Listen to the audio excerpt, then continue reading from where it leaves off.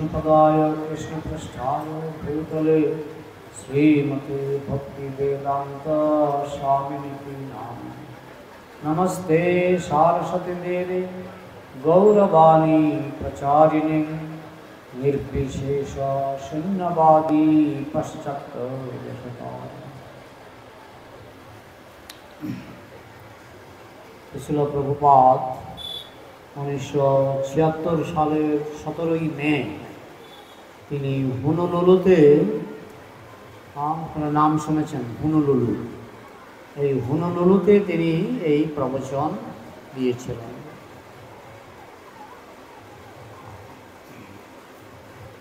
এইভাবে এই প্রবচনটা আমি গত কয়েকদিন ধরে বিভিন্ন রথযাত্রার অনুষ্ঠানে পাঠ করছিলাম। আজকে আমরা 42 পৃষ্ঠা থেকে শ্রবণ করব। গতকাল 41 পৃষ্ঠা থেকে আলোচনা হয়েছিল। যাই হোক, কৃষ্ণ কথা, যেমন চিনির বস্তা উপর থেকে খেলেও মিষ্টি, নিচের থেকে খেলেও মিষ্টি, সাইডের থেকে খেলেও মিষ্টি। তো এটা এই প্রবচনের শেষ দিক। আশা করি শ্রীল প্রভুপাদের বাণী তিনি বিশ্ব কাঁপিয়ে দিয়েছেন মাত্র 8 বছরে। তো সেই শ্রীল প্রভুপাদের বাণী যদি একটু মনোযোগ দিয়ে শ্রবণ করেন, আশা করি উপকৃত হবেন। তাহলে এখানে কৃষ্ণ সম্পর্কে বলা হচ্ছে, কৃষ্ণ এমনভাবে লীলাটা সাজিয়েছেন কুরুক্ষেত্রে যে আত্মীয় স্বজনের সঙ্গে যুদ্ধ করতে হবে, ভাইয়ের সঙ্গে, ভাগ্নের সঙ্গে, আত্মীয় স্বজনের সঙ্গে যুদ্ধটা হয়েছিল। পঞ্চপাণ্ডব তারা 5 ভাই, আর এইদিকে দুর্যোধন তারা 100 ভাই, এবং দুর্যোধন এবং তাদের সন্তান সন্ততি, পাণ্ডব তাদের সন্তান সন্ততি, বন্ধু বান্ধব, গুরুজন সবাই এই যুদ্ধে অংশগ্রহণ করেছিলেন। এমনকি যারা পাণ্ডবকে ভালোবাসেন তারাও পরিস্থিতির চাপে কথা বলছে। আমার আলোচনার সময় আমি কথা বলা পছন্দ করি না। আমি জগন্নাথের কাছে প্রার্থনা করব, যারা আমার আলোচনার সময় কথা বলবেন না তাদের যেন পারমার্থিক এবং জাগতিক সব রকমের শ্রীবৃদ্ধি হয়, সেটা আমি জগন্নাথের কাছে প্রার্থনা রাখলাম। দয়া করে কথা বলবেন না। তাহলে একদিকে সব আত্মীয় স্বজন, দুই দিকেই পঞ্চপাণ্ডব তাদের সঙ্গে দুর্যোধন তারা 100 ভাই, এবং আত্মীয় স্বজন বন্ধু বান্ধব, এমনকি অতি প্রিয়জনের বিরুদ্ধে যুদ্ধ করতে হয়েছিল। যেমন ভীষ্মদেব ছিলেন পাণ্ডবদের অত্যন্ত প্রিয়, কিন্তু যুদ্ধ করতে হয়েছিল। দ্রোণাচার্য ছিলেন পাণ্ডবদের অত্যন্ত প্রিয়, বিশেষ করে অর্জুনের অত্যন্ত প্রিয়, তো তাদের সঙ্গে যুদ্ধ করতে হয়েছিল। প্রিয় ব্যক্তির সঙ্গে যুদ্ধ করা যে কি কঠিন, এবং হত্যা করতে হয়েছিল। তো এই কুরুক্ষেত্রের পরিস্থিতিটা কৃষ্ণ সাজিয়েছেন। জগৎবাসী শিখুক ধর্ম বরণ আত্মীয় বরণ। কারণ কৌরবরা পাণ্ডবদের আত্মীয়, পাণ্ডবরা কৌরবদের আত্মীয়। যুদ্ধটা হয়েছিল পারিবারিক সদস্যদের মধ্যে। বলা হয় সত্যযুগে যুদ্ধ হতো এক গ্রহ থেকে আরেক গ্রহে। এক গ্রহের অসুররা আরেক গ্রহের দেবতাদের আক্রমণ করতেন, সেটা ছিল সত্যযুগ। ত্রেতা যুগে এক দেশের অসুর আরেক দেশের দেবতা বা ভগবানকে আক্রমণ করতেন, সেটা হয়েছিল ত্রেতা যুগে, রাবণ আর রামচন্দ্রের মধ্যে। সত্য ত্রেতা দাপর যুগে এক পরিবারের সদস্যরা আরেক পরিবার বা একই পরিবারের মধ্যে তারা যুদ্ধ করেছিল। আর কলিযুগে আরও কাছে চলে এলো, আমার সঙ্গে আমি যুদ্ধ করছি। সকালবেলায় আমি ভালো, দুপুরবেলায় মন্দ। এটা কলিযুগের মানুষের স্বভাব। তিলক কেটেছে, হঠাৎ করে শুনবেন ওই লোকটা তিলক কেটেছে, কিন্তু তাকে দেখলাম একটা অন্যায় কাজ করেছে। এটা কলিযুগ। একই ব্যক্তির মধ্যে সকালে ভক্ত ভাব, বিকালে অসুর ভাব, কলিযুগে হয়। এইভাবে আসরিক এবং ভক্তের যে দূরত্ব সত্যযুগে সবচেয়ে বেশি ছিল। 100 ভাগ দূরত্ব ছিল। সত্য ত্রেতা যুগে 75 ভাগ, মানে 25 ভাগ দূরত্ব কমে যায়। সত্য ত্রেতা দাপরে 50 ভাগ দূরত্ব কমে যায়। আর কলিযুগে বলা হয় এখনও 25 ভাগ আছে, কিন্তু সেটাও থাকবে না। এইভাবে আসরিক ভাব এবং ভক্তের ভাব এখন খুব কাছাকাছি হয়ে গেছে। তো যাই হোক, এখানে কৃষ্ণ এমনভাবে কুরুক্ষেত্রের যুদ্ধটা সাজিয়েছেন যে মানুষ যাতে শিখতে পারে যে আত্মীয় স্বজনটা বড় নয়, বড় হচ্ছে ধর্ম। কারণ যদি আত্মীয় স্বজনের বিচার করা হয়, দেখুন যুগে যুগে এটা হয়েছে। বিভীষণ রাবণের আত্মীয় ছিলেন, তাই তো? বিভীষণ ছিলেন রাবণের কি ভাই? ভাই। কিন্তু বিভীষণ কার বিরুদ্ধে যুদ্ধ করেছিলেন? রাবণের বিরুদ্ধে, ভাইয়ের বিরুদ্ধে। কেন? যেহেতু রাবণ ছিলেন অধার্মিক, রাবণ পরস্ত্রী হরণ করেছিলেন। তাই বিভীষণ দেখলেন যদিও আমার ভাই, কিন্তু তিনি অধর্ম করেছেন, তাই আমি তার সঙ্গ দেব না। তিনি সঙ্গ ত্যাগ করেছিলেন, বুঝিয়েছিলেন রাবণকে তোমার কাজটা উচিত হয়নি। কিন্তু আবার অনেকে, যেমন রাবণের ছেলে ইন্দ্রজিৎ, তিনি আবার বাবার সঙ্গে ছিলেন। তার যুক্তি ছিল হতে পারে আমার বাবা দুষ্ট, কিন্তু আমার বাবা, তাই আমি তার সঙ্গে থাকব। এটা এক ধরনের মানসিকতা। বাবা যদি দুষ্ট হয় তার সঙ্গে থাকব, ছেলে যদি দুষ্ট হয় তার সঙ্গে থাকব। কিন্তু কৃষ্ণ কি শিক্ষা দিচ্ছেন কুরুক্ষেত্রের যুদ্ধের মাধ্যমে?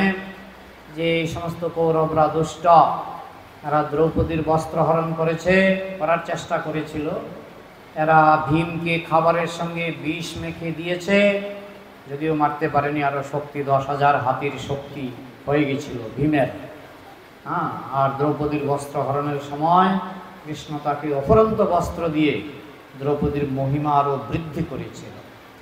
যাই হোক, তো এইভাবে যেহেতু তারা অন্যায় করেছিল, দুর্যোধন এবং তার 100 ভাই, তারা অন্যায়ের পথে ছিল, অধর্মের পথে ছিল। কৃষ্ণ তাকে বুঝিয়েছিলেন অর্জুনকে, হতে পারে এরা তোমার ভাই, হতে পারে যেমন দ্রোণাচার্য তোমার খুব প্রিয় গুরু, দ্রোণাচার্য তোমাকে ভালোবাসে। হে অর্জুন, দ্রোণাচার্য তোমাকে ভালোবাসে, তুমিও দ্রোণাচার্যকে ভালোবাসো, কিন্তু এখন প্রয়োজনে মারতে হবে, হত্যা করতে হবে। তাহলে দেখুন, ধর্ম বড় না আত্মীয় স্বজনের ভালোবাসা বড়? কোনটা বড়? নিঃসন্দেহে ধর্ম বড়।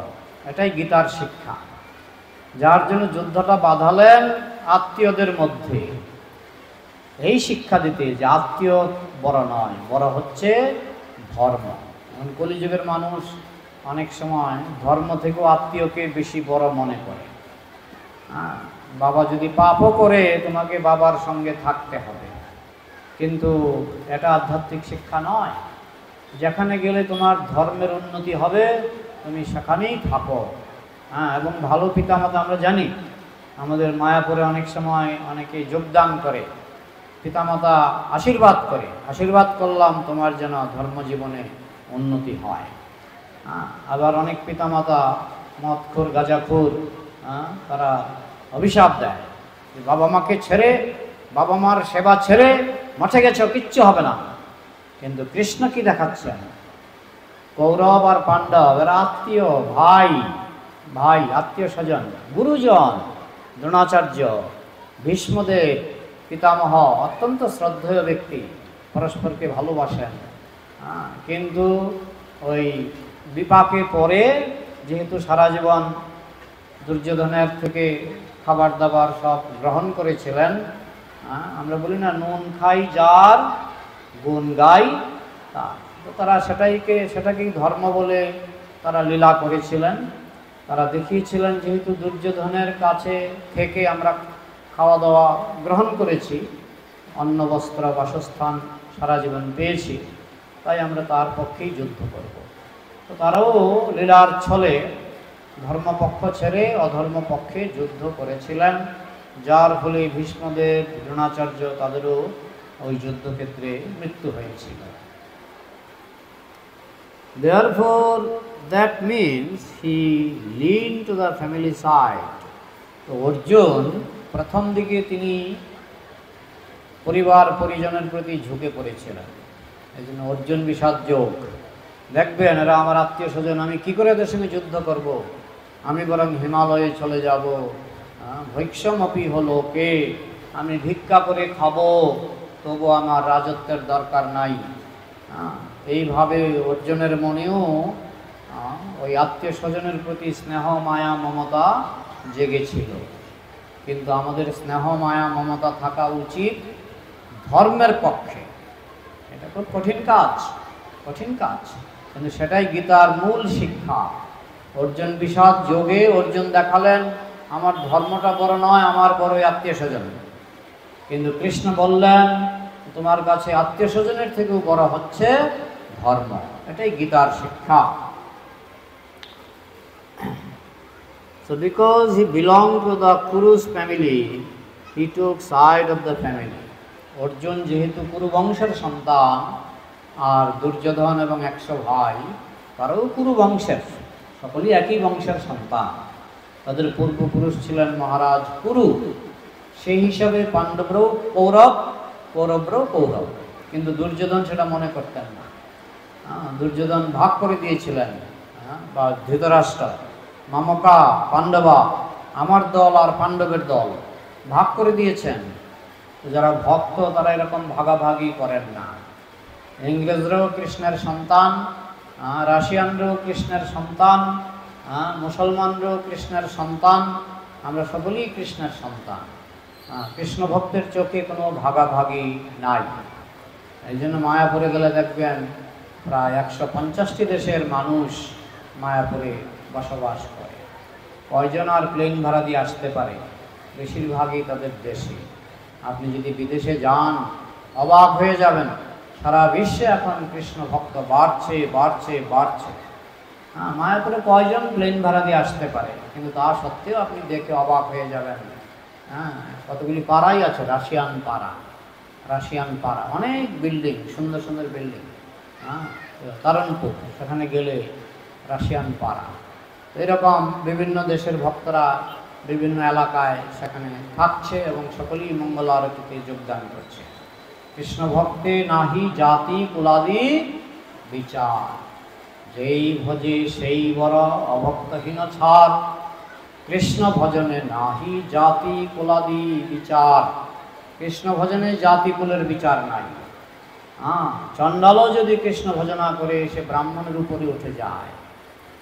আবার ব্রাহ্মণও যদি কৃষ্ণকে অবহেলা করে, অনেক ব্রাহ্মণ আছে মদ খায়, মানে টাইটেলটা ব্রাহ্মণের, মদ খায়, তো তাকে আমরা ব্রাহ্মণ বলে স্বীকৃতি দেব না।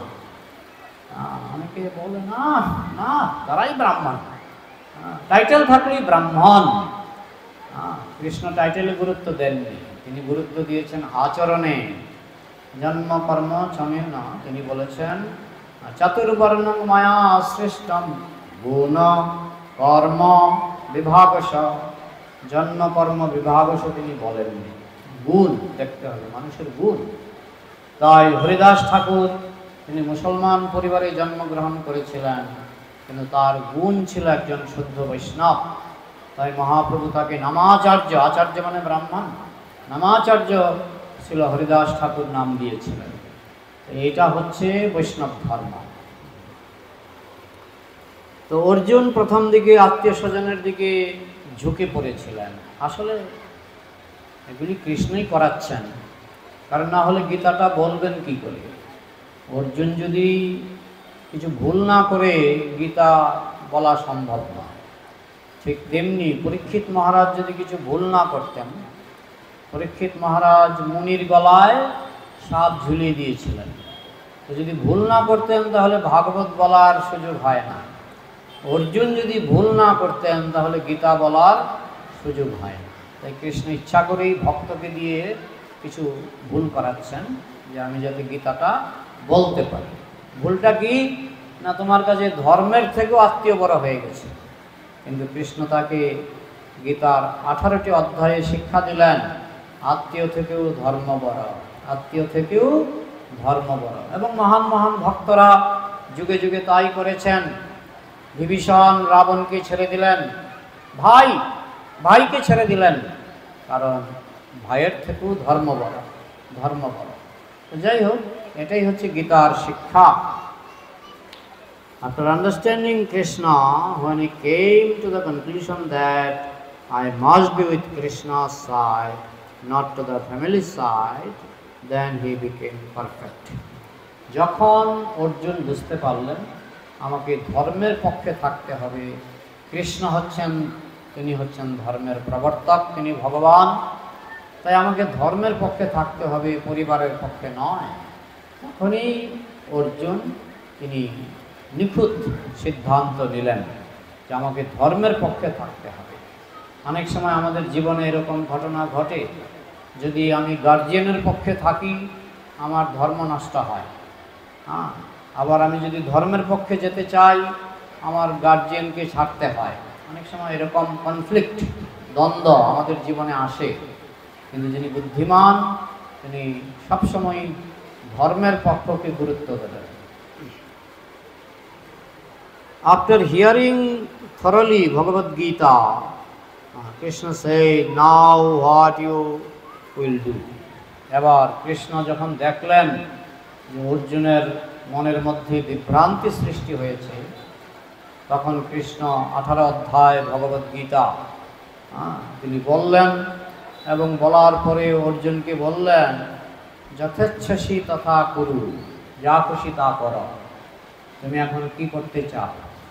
তুমি ইচ্ছা করলে যুদ্ধ না করেও চলে যেতে পারো, কিন্তু আমার যা বোঝাবার আমি বোঝালাম। এবার তুমি কি বুঝতে পেরেছো আমার কথাগুলি? যদি বুঝে থাকো, যথেচ্ছসি তথা কুরু, যা ইচ্ছা তাই করো। এই হচ্ছে সনাতন ধর্মের স্বাধীনতা। পৃথিবীতে কিছু কিছু ধর্ম আছে, যদি না মানেন গলা কেটে ফেলব, তাই না? কিছু কিছু আছে। কিন্তু কৃষ্ণ কি বলছেন, হে অর্জুন, তোমাকে আমি বোঝালাম কোনটা ভালো কোনটা মন্দ, কোনটা ধর্ম কোনটা অধর্ম, তোমাকে বোঝালাম। যথেচ্ছসি তথা কুরু, এবার তোমার যা ইচ্ছা তুমি তাই করো। তুমি যদি মনে করো যুদ্ধ করবে না, হিমালয়ে চলে যাবে, ভিক্ষা করে খাবে, করতে পারো। এইভাবে সনাতন ধর্মের একটা বড় বৈশিষ্ট্য হচ্ছে পূর্ণ স্বাধীনতা। আপনি স্বাধীন, এই জন্য তো অনেক সময় ভুল ভ্রান্তি মানুষ করে আমরা দেখি, কিন্তু অল্পের জন্য গলা কেটে ফেলা এটা আমাদের সনাতন ধর্মে নেই। তবে কেউ যদি গুরুতর অন্যায় করে, যেমন কুরুক্ষেত্র তো গলা কাটা হয়েছিল না, কুরুক্ষেত্র গলা কাটা হয়েছিল, পাণ্ডবরা কৌরবদের গলা কেটেছিল, কেননা তারা মারাত্মক অন্যায় করেছিল। শুধু জন্মের ভিত্তিতে এইসব যুদ্ধ বিগ্রহ জন্মের ভিত্তিতে নয়, ধর্মের ভিত্তিতে। কেউ যদি অধর্ম করে, সে যদি আমার আপন ভাইও হয়, আমি তার পক্ষ দিতে পারি না। Then he became perfect after hearing thoroughly Bhagavad Gita. Arjun সম্পূর্ণ ভগবদ গীতা শ্রবণ করার পর তিনি সঠিক সিদ্ধান্ত নিতে পারলেন। তিনি বললেন, করিষ্যে বচনং তব নষ্টমোহ স্মৃতির্লব্ধা তৎপ্রসাদান মায়াচ্যুত, যে তোমার কথা শুনে আমার মোহ, আমার ভুল ভ্রান্তি দূর হয়েছে। করিষ্যে বচনং তব, আমি তোমার আদেশ পালন করব, অর্থাৎ আমি যুদ্ধ করব। তো দ্য ফ্যামিলি সাইড আর মাই সাইড, কৃষ্ণ অর্জুনকে জিজ্ঞাসা করলেন, এবার তুমি কি পরিবারের পক্ষ নেবে, আত্মীয় স্বজনের পক্ষ নেবে, না আমার পক্ষ নেবে? কৃষ্ণের পক্ষ নেবে না আত্মীয় স্বজনের পক্ষ নেবে? যথেচ্ছসি, যা খুশি করো।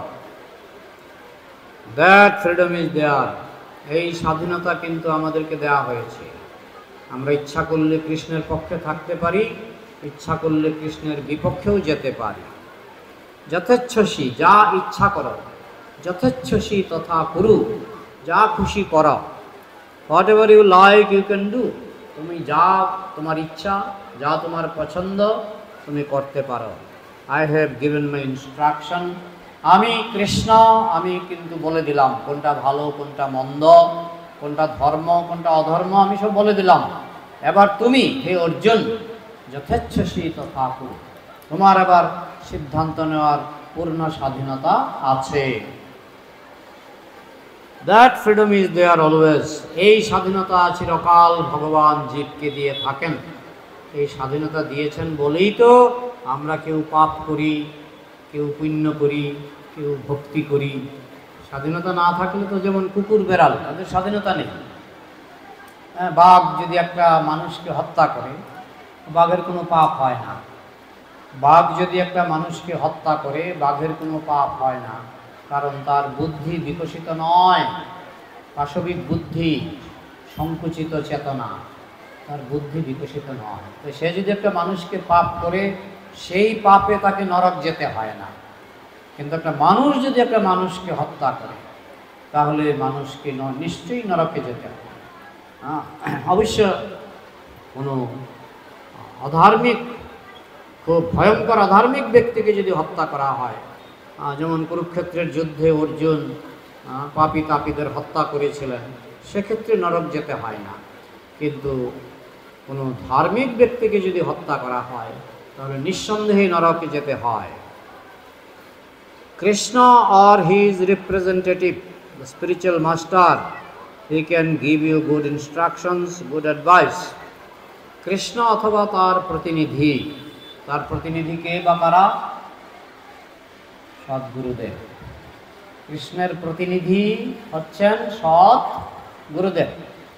সৎ কথাটা কেন লাগানো হচ্ছে? কারণ অসৎ গুরুও আছে। অসৎ গুরু করি ভাই বিনষ্ট পূর্বাপর, যারা অসৎ গুরুর পেছনে দৌড়ায়। কলিযুগে কিন্তু অসৎ গুরুর বাজার, কলিযুগে অসৎ গুরুর বাজার। আর অনেকে আছে আবেগের বশবর্তী হয়ে অসৎ গুরুর পেছনে দৌড়ায়। কিন্তু আমরা যদি কৃষ্ণকে পেতে চাই, তাহলে আমাদের সদ্গুরু, সদ্গুরুর লক্ষণ শাস্ত্রে আছে। সদ্গুরু কাকে বলে এ লক্ষণ শাস্ত্রে বর্ণিত আছে। আমরা যদি সদ্গুরুর আশ্রয় গ্রহণ করি, তিনি আপনাকে সঠিকভাবে কৃষ্ণ পথে নিয়ে আসবেন। বা to do it or not to do it, that is your option. এবার সদ্গুরুর আদেশ পালন করবেন নাকি সদ্গুরুর আদেশ অমান্য করবেন, সেই স্বাধীনতা আপনার আছে। সদ্গুরু হয়তো বললো এটা করো, আপনি বললেন না গুরুদেব এটা করবো না, এই স্বাধীনতা আপনার আছে, কিন্তু কর্মফলটাও আপনাকে পেতে হবে। গুরুর অবজ্ঞা শ্রুতিশাস্ত্র নিন্দনম, যারা গুরুদেবের আদেশ অবজ্ঞা করে তাদের কিন্তু ভবিষ্যৎ অন্ধকার। That is your option, you decide yourself. আমি কি গুরুর আদেশ পালন করব না গুরুর আদেশ অমান্য করব? পূর্ণ ক্ষমতা আপনার কাছে আছে। আপনি চাইলে গুরুর আদেশ অমান্য করতে পারেন, কিন্তু তাতে আপনার অপরাধ হবে এবং সেই অপরাধের শাস্তিও আপনাকে পেতে হবে। You decide yourself. এবার আপনাকে সিদ্ধান্ত নিতে হবে, আমি কি গুরুর মতে চলবো না আমার মতে চলবো। গুরুর মত ছাড়া, গুরুর সিদ্ধান্ত ছাড়া সবই হচ্ছে কুপথ, সবই কুপথ। সদ্গুরু যা বলবেন সেটা ভগবানের বাণী। যেমন এই মাইকটা যা বলে সেটা আমার কথা না, আমি এখন কথা বলছি, এখন মাইকে যা শুনছেন আমারই ভয়েস, তাই না? ঠিক তেমনি সদ্গুরুর ভয়েস, সদ্গুরু হচ্ছে কৃষ্ণের মাইক। কৃষ্ণ যা বলেন সেটা সদ্গুরুর মধ্য দিয়ে প্রকাশিত হয়। তাই সদ্গুরুর আদেশ অবশ্যই পালন করতে হয়। যে অনেকে কথা বলছেন আমি কিন্তু শুনতে পাচ্ছি পেছন দিকে। হরে কৃষ্ণ, দয়া করে তো কথা বলবো না, সকল দয়া করে নীরবতা বজায় রাখুন, যদি কথা অনেক ভিন্ন হচ্ছে। কৃষ্ণ said যথেচ্ছসি তথা কুরু, তোমার যা খুশি তুমি তাই করো। I am not interfering with your independence. হে অর্জুন, তোমার যে স্বাধীনতা, সেই স্বাধীনতায় আমি হস্তক্ষেপ করব না। যথেচ্ছসি তথা কুরু, তোমার যা খুশি তুমি তাই করো। তুমি যুদ্ধ করলেও করতে পারো, তুমি যুদ্ধক্ষেত্র পরিত্যাগ করে হিমালয়ে চলে যেতে চাইছিলে, তাও তুমি পারো। হ্যাঁ, যথেচ্ছসি তথা কুরু, যা খুশি করো, আমি তোমার স্বাধীনতায় হস্তক্ষেপ করব না। শিষ্যস্তে অহম, কিন্তু অর্জুন কি বললেন যে না, আমি শিষ্যস্তে অহম, আমি তোমার শিষ্য। হ্যাঁ, অর্জুন আগেই বলেছিলেন গীতার শুরুতেই, যে শিষ্যস্তে অহম সাধি মাং তাং প্রপন্নম। প্রপন্নম মানে আমি আত্মসমর্পণ করেছি। হে কৃষ্ণ, আমি তোমার চরণে আত্মসমর্পণ করেছি, আমি তোমার শিষ্য, তুমি যা বলবে আমি তাই শুনব। সেটা অর্জুন প্রমাণ করলেন অষ্টাদশ অধ্যায়ের শেষ দিকে। কৃষ্ণ যখন বললেন যথেচ্ছসি তথা কুরু, যা খুশি তাই কর, তখন অর্জুন বলেছিলেন করিষ্যে বচনং তব, আমি তোমার বচন মেনে নিলাম, তোমার বচন অনুসারে আমি চলব, তার মানে আমি যুদ্ধ করব। অনেকে বলেন গীতা নাকি যুদ্ধ বিরোধী। যে ভারতবর্ষে একসময় অহিংসা আন্দোলন চলছিল, উনি বলতেন যে গীতাতে যুদ্ধের কথা বলা হয়নি, এগুলি হচ্ছে মায়ার বিভ্রম।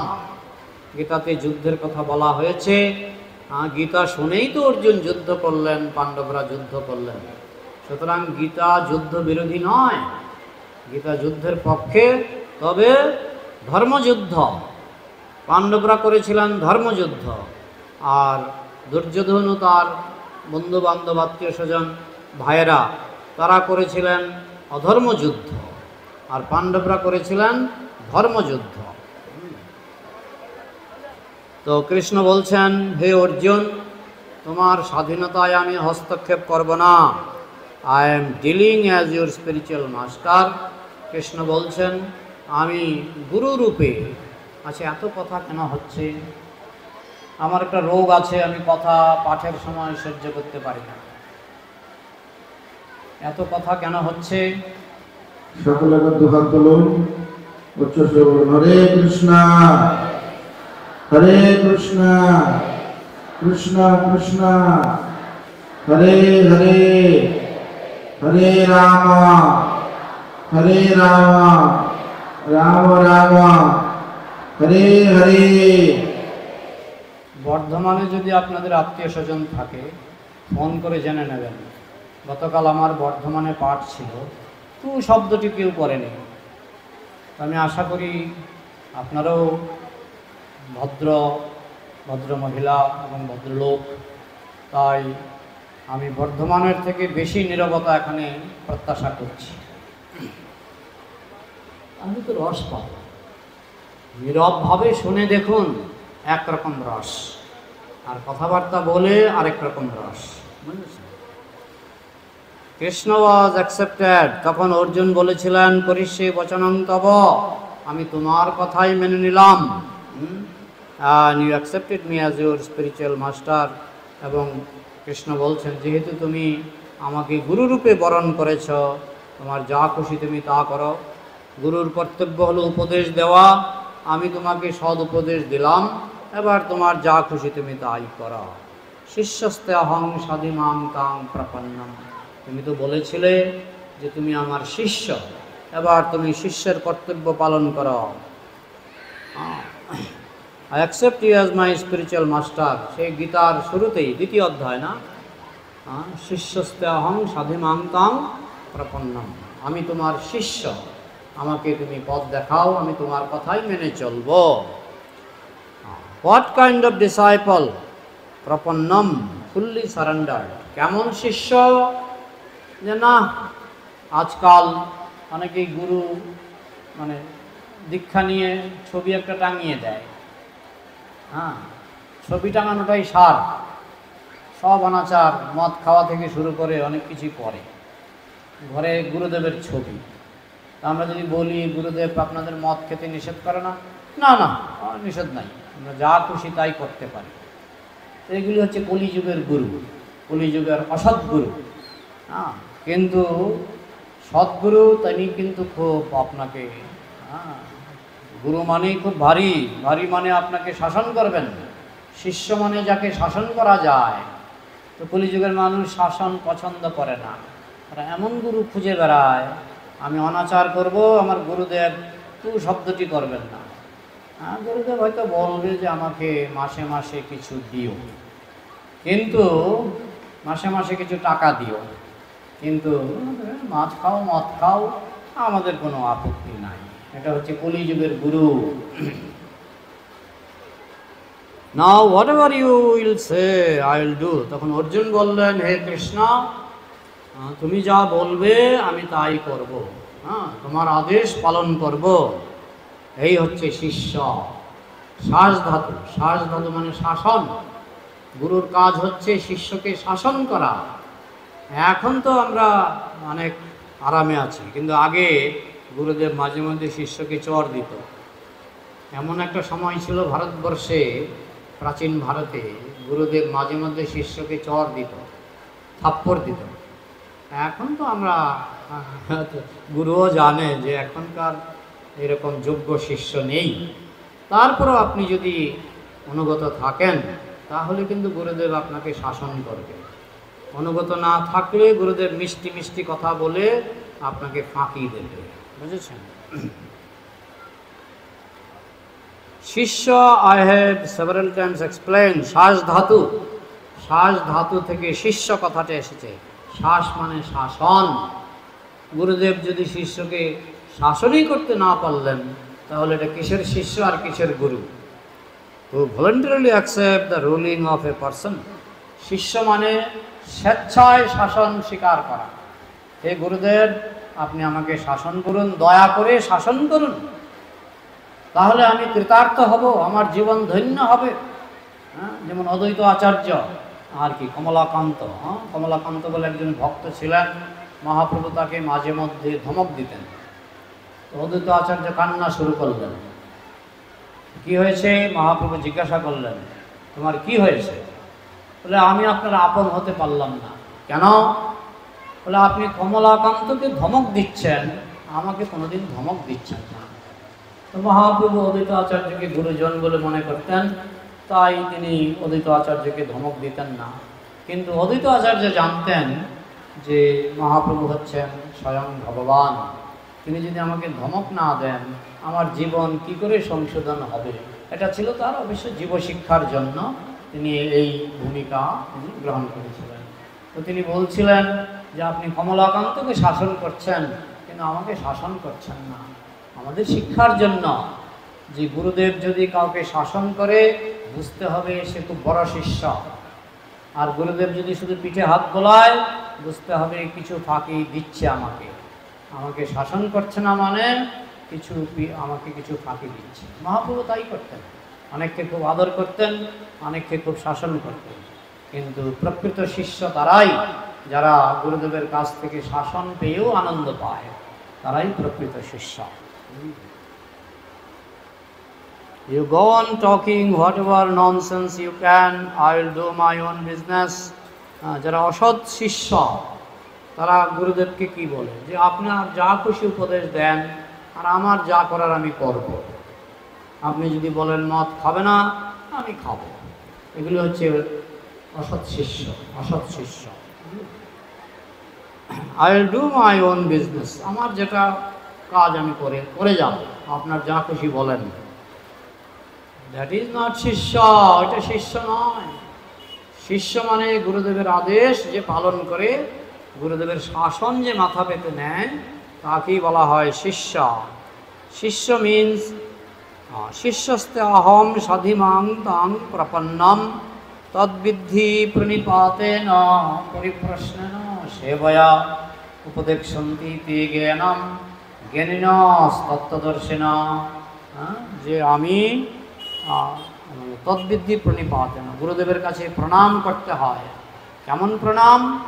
প্রনিপাত। একটা হচ্ছে নিপাত, আর একটা হচ্ছে প্র মানে প্রকৃষ্টভাবে নিপাত, মানে খুব ভালো করে প্রণাম করতে হয়। দণ্ডবত, দণ্ডবত। অবশ্য মাতাজিদের জন্য কি ষষ্ঠাঙ্গ প্রণাম, আর পুরুষ ভক্তদের জন্য দণ্ডবত প্রণাম। তদ্বিধি প্রণিপাতন পরিপ্রশ্নেন, বিনীতভাবে প্রশ্ন করতে হয়। সে বয়া আবার প্রশ্ন করলাম, তার কিছু সেবা যত্ন করলাম না, তার সেবা যত্ন করা উচিত। পরিপ্রশ্নেন সে বয়া, এটা হতে পারে আর্থিক সেবা, হতে পারে কোনো দৈহিক সেবা, ঘর দৌড় ঝাড়ু দেওয়া বা কাপড় চোপড় পরিষ্কার করা। এইভাবে দৈহিক সেবা অথবা আর্থিক সেবা শিষ্যের কর্তব্য তার সাধ্যমতো গুরুদেবকে তদ্বিধি প্রণিপাতন পরিপ্রশ্নেন সেবয়া। সেবা, সেবার কথা গীতায় বলা হয়েছে। সেবা ছাড়া আমরা গুরুদেবকে আমরা প্রশ্ন করতে পারি, কিন্তু সেটা গীতার সিদ্ধান্ত নয়। গীতাতে বলা হচ্ছে সেবয়া, সেবার মাধ্যমে প্রশ্ন করতে হবে, তবেই তাকে শিষ্য বলা হয়। সো কৃষ্ণ টট হিম ভগবদ্গীতা। এইভাবে কৃষ্ণ অর্জুনকে ভগবদ্গীতার শিক্ষা দিলেন এবং অর্জুনকে উপলক্ষ করে অনন্ত কোটি জীবকে তিনি ভগবদ্গীতার শিক্ষা দিলেন। আমরা যেমন গীতার শিক্ষা পাচ্ছি, উপলক্ষ ছিল অর্জুন, কিন্তু আসলে তিনি জগৎবাসীকে গীতার শিক্ষা দান করেছিলেন। Still he gave him the freedom. যদিও অর্জুন ছিলেন কৃষ্ণের সঙ্গে তার সাক্ষাৎ সম্পর্ক, আর কৃষ্ণ সাক্ষাৎভাবে তাকে গীতার জ্ঞান দিচ্ছেন, সেখানেও কিন্তু কৃষ্ণ তাকে স্বাধীনতা দিয়েছেন। তোমার ইচ্ছা, তুমি এই গীতা মানতে পারো, এই গীতাকে তুমি অমান্য করতে পারো। এই স্বাধীনতা গীতার সবচেয়ে বড় ভক্ত, গীতার সবচেয়ে বড় শিষ্য অর্জুনকেও কৃষ্ণ দান করেছিলেন। Now Arjuna, I have instructed you everything, now you decide what to do. Krishna অর্জুনকে বললেন, হে অর্জুন, আমি তোমাকে তো সবই বললাম, এবার তুমি সিদ্ধান্ত নাও তুমি কি করবে। তুমি কি যুদ্ধ করবে না হিমালয়ে যাবে, এবার তুমি সিদ্ধান্ত নাও। It is not force. Krishna বলছেন আমি তোমাকে জোর করব না। এই হচ্ছেন ভগবান, যথেচ্ছসী তথা করো। এই নয় যে তুমি আমার কথা শুনলে না, আমি তোমার গলা কেটে ফেলবো, এই নয়। যথেচ্ছসী তথা করো, তোমার যা খুশি করো, আমি তোমার যেটা ভালো সেটা বললাম, তুমি না মানলে এটা তোমার ব্যাপার, তোমার কষ্ট হবে ভবিষ্যতে। এবার অর্জুনকে উত্তর দিলেন, নষ্টমোহ স্মৃতির লব্ধা তৎপ্রসাদন ময়াচ্যুত স্থিতস্মি গত সন্দেহ করিষ্যে বচনং তব। হে কৃষ্ণ, নষ্টমোহ, আমার মোহ নষ্ট হয়ে গেছে। স্মৃতির লব্ধা, আমি স্মৃতি লাভ করেছি। আমার যে দিব্য স্মৃতি, ভগবৎ স্মৃতি, সেটা আমি লাভ করেছি। নষ্টমোহ স্মৃতির লব্ধা তৎপ্রসাদন, তোমার কৃপায়, প্রসাদন মানে কৃপা, তোমার কৃপাতে আমার চৈতন্য উদয় হয়েছে। করিষ্যে বচনং তব, আমি তোমার নির্দেশ মতো জীবনযাপন করব। My illusion is now over, I am now remembering what I am. আমি বুঝতে পারছি আমি কে। আমি দেহ নই। দেহ হলে দুর্যোধন আমার আত্মীয়, সব আত্মীয় স্বজন। আমি দেহ নই, আমি আত্মা। আত্মা, তাই এই সংসারের কেউ আমাদের আত্মীয় স্বজন নয়। আমার আত্মীয় হচ্ছেন কৃষ্ণ। কৃষ্ণ হচ্ছেন আমার পরমাত্মীয়।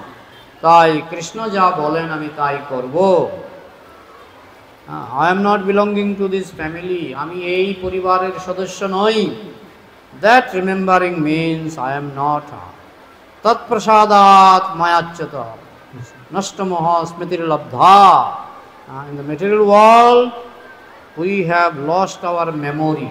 এই জড়জগতে আমাদের স্মৃতি নষ্ট হয়ে গেছে। জড়জগতে মায়ার খপ্পরে পড়ে আমাদের শুদ্ধ স্মৃতি নষ্ট হয়ে গেছে। শুদ্ধ স্মৃতি মানে কৃষ্ণ স্মৃতি, সেটা নষ্ট হয়ে গেছে। তো অর্জুনের সেটা জাগ্রত হয়েছিল। স্মৃতির লব্ধা, আমি স্মৃতি লাভ করেছি। In the material world we have lost our memory. এই জড়জগতে, মায়ার জগতে আমরা কিন্তু স্মৃতিশক্তি হারিয়ে ফেলেছি। বলতে পারেন আমার তো বই মুখস্থ, আর ওইটা স্মৃতি নয়। স্মৃতি হচ্ছে কৃষ্ণ যা বলেছেন সেটা যদি আপনি মেনে চলতে পারেন তো বুঝতে হবে আপনার দিব্য স্মৃতি জাগ্রত আছে। I am part and parcel of Krishna, আমি হচ্ছি কৃষ্ণের অংশ বিশেষ। And my duty is to serve Krishna. অংশের কাজ হচ্ছে পূর্ণকে সেবা করা। এই আঙুলগুলি কার অংশ? আমার শরীরের অংশ। আমার যদি মাথা চুলকায় আঙুল, আমার যদি পা চুলকায় আঙুল, তাই না? আমরা কৃষ্ণের অংশ, তাই কৃষ্ণের সেবা করা আমাদের কর্তব্য। আঙুলগুলি আমার দেহের অংশ, তাই আমার দেহের সেবা করা আঙুলের কর্তব্য। এখন আঙুল যদি কেটে ফেলে দেওয়া হয় তো রাস্তায় গড়াগড়ি যাবে, দেহের সেবা করতে পারবে না। ঠিক তেমনি আমরা যখন কৃষ্ণ থেকে বিচ্ছিন্ন হয়ে যাই তখন আমরা কৃষ্ণ সেবা করতে পারি না। আঙুল যখন দেহের সঙ্গে লেগে থাকে তখন আঙুল দেহের সেবা করতে পারে। ঠিক তেমনি আমরা যখন কৃষ্ণের সঙ্গে সংযুক্ত থাকব আমরা কৃষ্ণ সেবা করতে পারবো। That is our position. I am part and parcel of Krishna and my duty is to serve Krishna. আমি কৃষ্ণের অংশ, তাই আমার কাজ হচ্ছে কৃষ্ণ সেবা করা। তো এখন একটা পৃষ্ঠা হলো, আমি কিছু প্রশ্ন উত্তর নিয়ে আবার আলোচনা কন্টিনিউ করব যদি সময় থাকে। তো আপনাদের এই আলোচনা ভিত্তিক, অনেকে আলোচনার বাইরে প্রশ্ন করে, আমি আপনাদেরকে উৎসাহিত করব আলোচনা ভিত্তিক প্রশ্ন, যে আলোচনা হলো তার উপরে প্রশ্ন করুন। সব জায়গাতে কি হয়, প্রথম 5 মিনিট কেউ প্রশ্ন করতে চায় না, তারপরে দেখি অনেক প্রশ্ন চলে আসে। ওই লজ্জা নিবারণের জন্য বড়জোর 5 মিনিট দেওয়া যাবে, কিন্তু বেশি নেবেন না। আর যদি মনে করেন যে না সঙ্গে সঙ্গে প্রশ্ন করবেন তাহলে আমি খুব খুশি হব। জলটা কোথায়? জলটা প্রশ্ন করুন নিঃসংকোচে।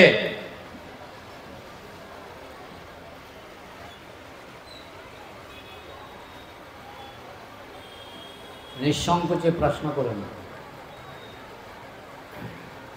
মাইক আছে না, হ্যান্ড মাইক? হ্যান্ড মাইকটা প্রভু এগিয়ে দেবেন। যারা হাত তুলবেন একটু দাঁড়াবেন যাতে আমি দেখতে পাই। ওই যে একজন হাত তুলেছেন, ওই যে সামনে, আপনার সামনে। হরে কৃষ্ণ প্রভু, পুণ্য কর্ম আর ভক্তির মধ্যে কি পার্থক্য? খুব সুন্দর প্রশ্ন। পুণ্য কর্ম আর ভক্তি। পুণ্য কর্ম করলে আপনি যাবেন স্বর্গে, সেখানে গিয়ে অনেক ভোগবিলাসের সুযোগ পাবেন। আর ভক্তি করলে আপনি যাবেন গোলকে। গোলকে যদি নাও যান, এই সংসারে আপনি কৃষ্ণের প্রিয় ব্যক্তি হয়ে এই সংসারে কৃষ্ণ সেবার সুযোগ পাবেন।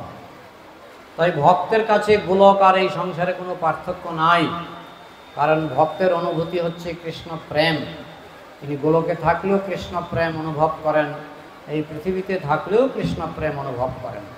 সেটা হচ্ছে স্বর্গেরও উপরে। কৃষ্ণ প্রেম, কৃষ্ণ সেবা, এটা স্বর্গেরও উপরে। আর পুণ্য করলে আপনি যাবেন স্বর্গে। যেমন আপনি ভিখারিকে অন্নদান করলেন, আপনি স্বর্গে যাবেন। কিন্তু আপনি যদি বৈষ্ণব সেবা করেন আপনি গোলকে যাবেন, যদি নিয়ম কানুন সব পালন করেন। বোঝা গেল?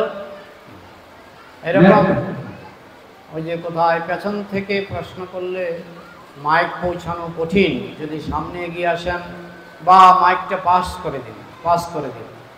একজনের হাতে দিলেই হবে, আপনাকে যেতে হবে না।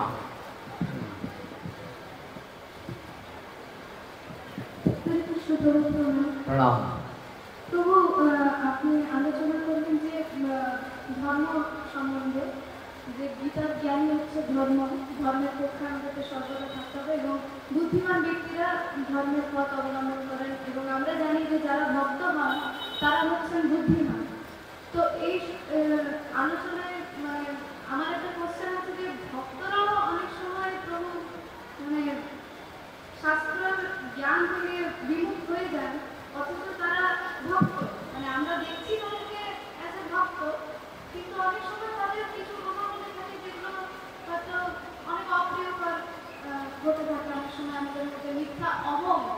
ঢুকে যায়। তো এর থেকে বাঁচার উপায় কি ভক্তদের ক্ষেত্রে? যেমন আম গাছে প্রথমে একটা ছোট্ট আম ধরে, এটা মুখে দিলে কষ্টি লাগে না, কষ লাগে, ফেলে দিতে হয়। আমটা যখন আরেকটু বড় হয় টক মিঠা, টক মিষ্টি, তাই না? আমটা যখন আরেকটু বড় হয় তখন পেকে যায়, তখন তো একেবারে অমৃত। অনেকে আমকে অমৃত ফল বলে। তাহলে সবই তো আম, কাঁচা আম, কষ্টি আম, কাঁচা মিঠা আম, পাকা আম, সবই তো আম। কিন্তু আমের মধ্যে স্বাদের পার্থক্য হয় তো। ঠিক তেমনি ভক্তের মধ্যেও কষ্টি ভক্ত আছে, যারা একেবারে কচি ভক্ত। তাদের মধ্যে ওই মানে এমন কিছু বদগুণ থাকে অনেক সময় ভক্তের মধ্যে, এরকম আমাদের অবাক লাগে। কিন্তু সেই ভক্ত যখন আরেকটু বেশি দিন ভক্তি চর্চা করবে, যদি সঠিক পথে থাকে, তাহলে তার মধ্যে মিষ্টতা বাড়বে, হ্যাঁ, আর স্বাদ বাড়বে। আরেকটু যদি লেগে থাকে তাহলে হয়ে যাবে একেবারে পাকা আম। বুঝেছ? তো ভক্তি জীবনের এটা একটা জার্নি। এটা শুরুতে একটু কষ্টি থাকবে, হ্যাঁ। সে যখন ভক্তি জীবনে যতটুকু ভক্তি জীবনে ম্যাচুরিটি বা যতটুকু সে পাকবে, ততটুকু তার স্বাদ বাড়বে। আমি কি বোঝাতে পারলাম? হরে কৃষ্ণ। প্রণাম।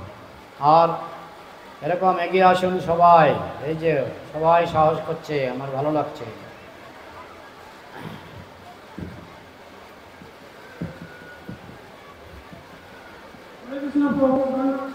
ধন্যবাদ।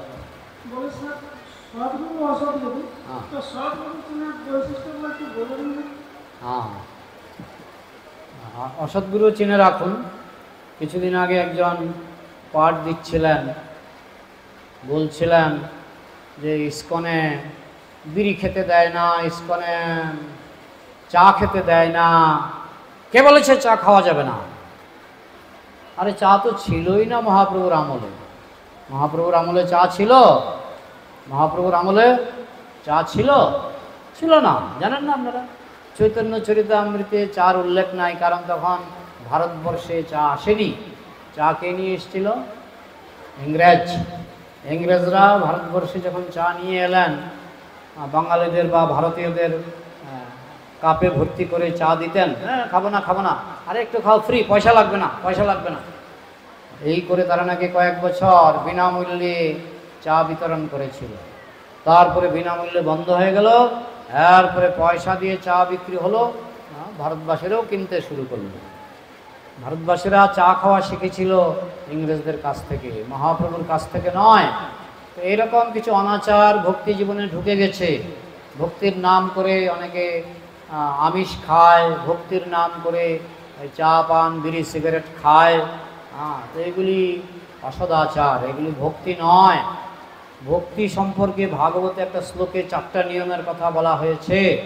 দতং পানং স্ত্রিয়ং সোনা যত্র অধর্ম চতুর্বিধ। দতং মানে জুয়া খেলা। যারা ভক্ত তারা জুয়া খেলবেন না। এখন জুয়া খেলারও আবার অনেক রূপ, এমনকি লটারি টিকিটও জুয়া খেলা। জানেন কি? লটারি টিকিট কাটা এটাও জুয়া খেলা। 1টা টাকা তো গেল, 2টা টাকা তো গেল, পয়সাটা না পেল, বলে পয়সা পাওয়ার জন্য 2 টাকা দিলাম, কিন্তু এটা ভক্তি জীবনে নিষেধ আছে, এটা জুয়া খেলা। হ্যাঁ, দুতং পানং মানে নেশা, চা পান, ধূমপান, বিড়ি পান, এগুলি নেশা। মদ্যপান এগুলি বর্জিত, এগুলি ভক্তি জীবনে চলবে না। দুতং পানং স্ত্রিয়ম, অবৈধ স্ত্রী সঙ্গ বা স্ত্রীর পক্ষে অবৈধ পুরুষ সঙ্গ নিষিদ্ধ। বিবাহ অনুমোদিত, বিবাহ অনুমোদিত। তাহলে দুতং পানং স্ত্রিয়ম। আরেকটা হচ্ছে মাছ মাংস, বলা হয়েছে না, মাছ মাংস খাওয়া, পেঁয়াজ রসুন খাওয়া। হ্যাঁ, এটা বহু ধর্মেই মানে। হ্যাঁ, অনেক ধর্মেই পেঁয়াজ রসুন, আমি শুনেছি শিখ বোধ হয়, হ্যাঁ জৈন, হ্যাঁ জৈন পেঁয়াজ রসুন খায় না। অনেক ধর্মে এটা মানে। পেঁয়াজ রসুন বিজ্ঞানে বলা হয়েছে পেঁয়াজ রসুনের মধ্যে একটা উত্তেজক পদার্থ আছে যেটা আপনার মনকে উত্তেজিত করে। এই জন্য পেঁয়াজ রসুন খাওয়া এগুলো নিষেধ আছে। হ্যাঁ, মাছ মাংস মাশরুম খাওয়া নিষেধ। মাশরুম অনেকে জানেই না, হয়তো মাশরুম খেয়ে যাচ্ছে, জানেই না, কিন্তু আমাদের মাশরুম খাওয়া নিষেধ। এইভাবে যারা নিষেধগুলি মেনে চলে, প্রতিদিন ভগবানের নামের মধ্যে আবার অনেকে মহাপ্রভু দিয়েছেন হরে কৃষ্ণ কৃষ্ণ কৃষ্ণ হরে হরে, হরে রাম রাম রাম হরে হরে। মহাপ্রভু দিয়েছেন এটা, কিন্তু অনেকে পাল্টে দিয়েছে। হ্যাঁ, না আমি বললে মনে কষ্ট পাবে তাদের শিষ্য সামন্তরা, এই জন্য আমি বলছি না। কিন্তু হরে কৃষ্ণ মন্ত্র তারা বলে না। আছে হয়তো একবার কৃষ্ণ বলে, একবার রাম বলে, কিন্তু পুরো 16 নাম 32 অক্ষর তারা বলে না। এইভাবে যারা মহাপ্রভুর পথ ছেড়ে দিয়েছে, যারা শাস্ত্র পথ ছেড়ে দিয়েছে, তারা হচ্ছে নকল। আর আসল মানে 16 আনা শাস্ত্রপথ মানবে, 16 আনা কলিযুগের যুগবতার মহাপ্রভুর উপদেশ মানবে, তারা হচ্ছে প্রকৃত ভক্তিপথের পথিক। আশা করি বুঝতে পেরেছেন, তাই না? হরে কৃষ্ণ।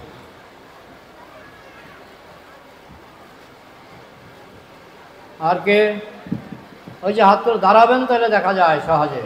ওই যে মাইকটা আপনাকে আসতে হবে না, আপনি মাইক দিয়ে দিন, দেখবেন আধা মিনিটে চলে আসবে।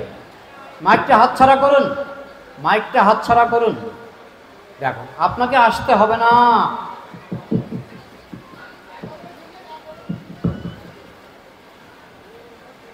মাইকটা পাস করুন।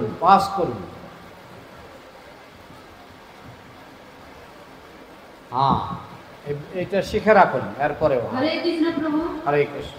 কিছু মানুষ আছে যাদের মানুষের প্রতি প্রেম ভক্তি শ্রদ্ধা, কিন্তু ভগবানের প্রতি সেরকম একটা কিছু ইয়া থাকে, তাদের করা উচিত। আমি উচ্চারণ বুঝতে পারছি না। মানুষের প্রতি প্রেম থাকে, মানুষের প্রতি প্রেম আছে, হ্যাঁ, সেবা, তারপরে সব কিছু, কিন্তু ভগবানের প্রতি কম ইয়ে, তাদের কি করা উচিত? ভগবানের প্রতি প্রেম নেই, মানুষের প্রতি প্রেম আছে। হ্যাঁ, তারা দেখুন, তারা বলে আমরা ভগবানকে ভালোবাসি, কিন্তু আমরা গরুর মাংস খাই। আমরা ভগবানকে ভালোবাসি, কিন্তু আমরা ছাগলের মাংস খাই। তাহলে প্রেমটা কি পূর্ণ প্রেম না অপূর্ণ প্রেম? ছাগল কষ্ট পায় কিনা? ছাগলকে যখন হত্যা করা হয়, ছাগল কষ্ট পায় কিনা? তাহলে ভগবানের প্রতি প্রেম আছে, তুমি ছাগলকে কেন কষ্ট দিচ্ছ? যদি ভগবানের প্রতি প্রেম থাকে, একটা পিঁপড়াকেও কষ্ট দেবেন না, প্রভুপাদ তো কেউ মশা মারলেই প্রভুপাদ রেগে যেতেন, পিঁপড়া মারা তো আরো, পিঁপড়ার চেতনা আরো বড়, তো পিঁপড়াকে মারতে নাই। ছাগল মারবেন না, অনেকে গরু হত্যা করে, তো এগুলি ঠিক নয়। যদি ভগবানের প্রতি প্রেম থাকে, তার আশ্রিত সমস্ত জীবের প্রতি প্রেম থাকবে, প্রেমের বৃত্ত, প্রেমের পরিধি বাড়বে। বোঝা গেল?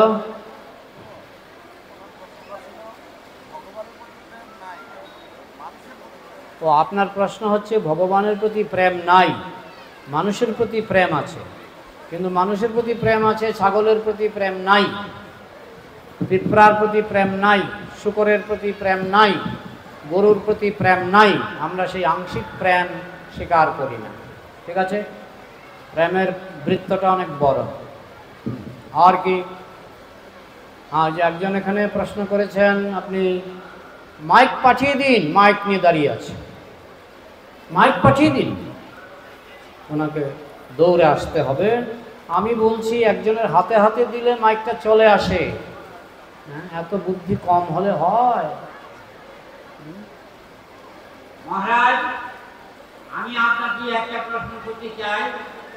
দাঁড়ান প্রশ্ন হচ্ছে, দাঁড়ান, আমার সামনে আসুন, আমি দেখতে পাচ্ছি না। এই প্রশ্ন হচ্ছে, আমি প্রশ্নকর্তাকে দেখতে পাচ্ছি না। আমি এইখান থেকে বলছি। কোন দিকে প্রভু? দেখতে পাচ্ছেন? কোথায় প্রশ্নকর্তা? কোথায়? প্রশ্নকর্তাকে দেখলেও পুণ্য হয়। হ্যাঁ বলুন, হ্যাঁ বলুন। আমি আপনাকে একটা প্রশ্ন করতে চাই, একটা প্রশ্ন করে এর আগে আরেকটা করব। হ্যাঁ একটা করুন, একটার উত্তর পেলে আরেকটা করবেন। আমি আপনাকে একটু বলছি যে কৃষ্ণ রুষ্ট হলে গুরু রাখিবারে পারে, গুরু রুষ্ট হলে কৃষ্ণ রাখিবারে নারী। এই কথাটার অর্থ কি? অর্থ গুরুই কি? বড় না কৃষ্ণ বড়? কে বড়? এখন কৃষ্ণ গুরুর হাতে ক্ষমতা বেশি দিয়েছেন, কৃষ্ণ নিজের হাতে ক্ষমতা রাখেননি। তাই গুরু যদি রেগে যায় আপনার জীবন শেষ। কৃষ্ণ রেগে গেলেও গুরু বাঁচাতে পারবে আপনাকে। সদ্গুরু, সদ্গুরু যদি সদ্গুরু রেগে যায় আপনি কৃষ্ণকে পাবেন না। হ্যাঁ এই জন্য বলা হচ্ছে কৃষ্ণ কৃপার থেকেও গুরু কৃপা বড়। আচ্ছা আপনার প্রথম প্রশ্নের উত্তর হয়ে গেল। হ্যাঁ অসৎগুরু যদি রেগে যায় তাতে কিছু হবে না।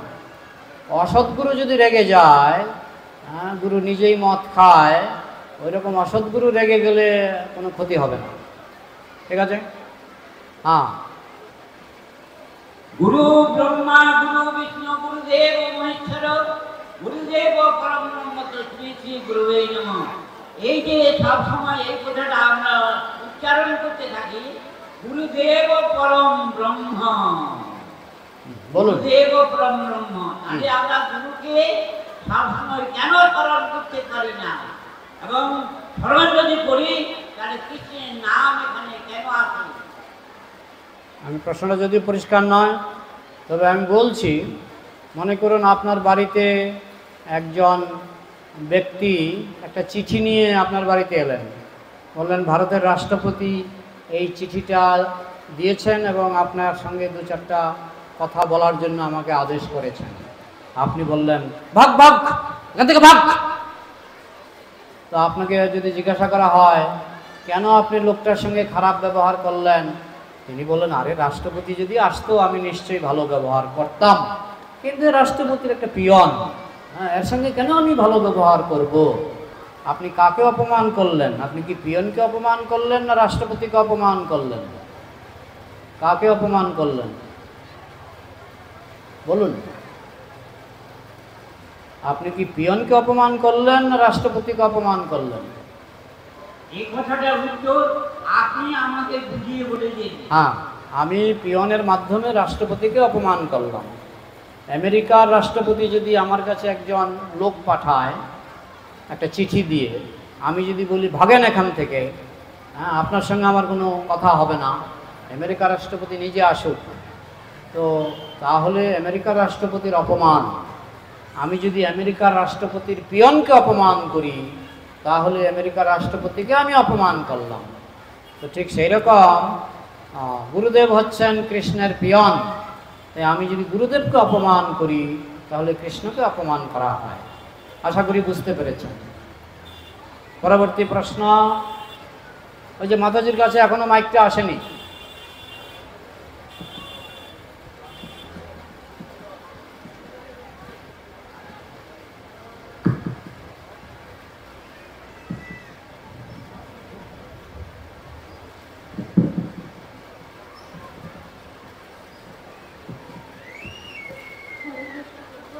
মাইক চলছে না, মাইক চলছে না। হরে কৃষ্ণ। হ্যাঁ হরে কৃষ্ণ প্রভু, আপনার চরণে প্রণাম। প্রণাম। তো প্রভু একটা কোয়েশ্চেন ছিল যে যখন আমরা প্রথমে ভক্তি জীবনে আসি তো খুব উৎসাহ থাকে যে ভালো করে ভক্তি করবো, ভগবানের সেবা করবো। তো মানে উদ্দেশ্যটা একটাই যে ভালো করে ভগবানের সেবা করবো, কিন্তু কিছু সময় আসার পর মানে যখন জীবনে মানে কোনো প্রবলেম আসে বা ডিফিকাল্টি থাকে তো তখন ভালো করে ভগবানকে স্মরণ করতে পারি না, এবং মানে ওই মোটিভেশনটা থাকে না যে ভালো করে ভগবানের সেবা করার জন্য ভক্তিতে এসেছি। তো মানে বিক্ষিপ্ত হয়ে যে মাইন্ডটা আর খুব মানে দৃঢ় প্রতিজ্ঞ করে ভগবানের সেবা করতে পারি না। তো কীভাবে মানে এই সামার্জনিয়াস যে ভক্তি করবো সেটা মানে মনের মধ্যে রাখবো যে ভগবানের ভক্তি করতে এসেছি, ভক্তি করবো ভালো করে, এবং যাই কিছু করবো সেটা ভগবানের জন্য করবো। তো এই মনোভাবটা সবসময় চিন্তা রাখা। হ্যাঁ, আমি তো দৃষ্টান্ত দিলাম যে একটা আম, সে যখন ছোট থাকে সেটা খেতে ভালো লাগে না, আর তার মধ্যে যদি শিলাবৃষ্টি হয় তাহলে অনেক সময় সেটা গাছ থেকে পড়েও যায়, তখন সেই আমটা পচে যাবে। তো আমাদের ভক্তি জীবনটাও যদিও বলা হয়েছে ভক্তি জীবন কখনোই নষ্ট হয় না, কিন্তু পিছিয়ে যেতে পারে কোনো কারণে, কোনো অপরাধের ফলে। যেমন শিলাবৃষ্টি আমকে নষ্ট করে দিতে পারে, অপরাধের ফলে আমাদের ভক্তি জীবন নষ্ট হবে না, কিন্তু পিছিয়ে যাবে। তারপরে আপনি আবার সুযোগ পাবেন, কিন্তু আম যেমন আস্তে আস্তে পাকে, আপনার ভক্তিও আস্তে আস্তে পরিপক্ক হবে, সেদিন আপনার এই সমস্ত সমস্যা থাকবে না। যে সমস্যাগুলি এখন দেখতে পাচ্ছেন সেগুলি ভক্তির প্রথম অবস্থা, ভক্তির পরিপক্ক অবস্থা এসব থাকবে না। লেগে থাকুন, ঠিক আছে? হরে কৃষ্ণ। আর কেউ? হ্যাঁ, পাঠিয়ে দিন মাইকটা। হ্যাঁ, একজনের থেকে আরেকজন। তবু আজকে বোধহয় জগন্নাথ কথার সময় আর হবে না, না? টাইম শেষ না হবে? একটা জগন্নাথ কথা তো বলতে জানি না, আগের বক্তারা কি জগন্নাথ কথা বলেছেন আমি জানি না, তবে একটা জগন্নাথ কথা বলার আমি চেষ্টা করব। হ্যাঁ,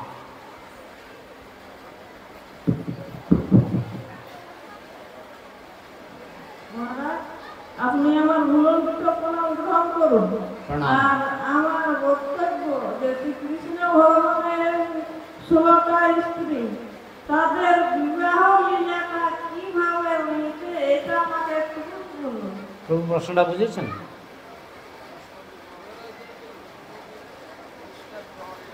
কৃষ্ণের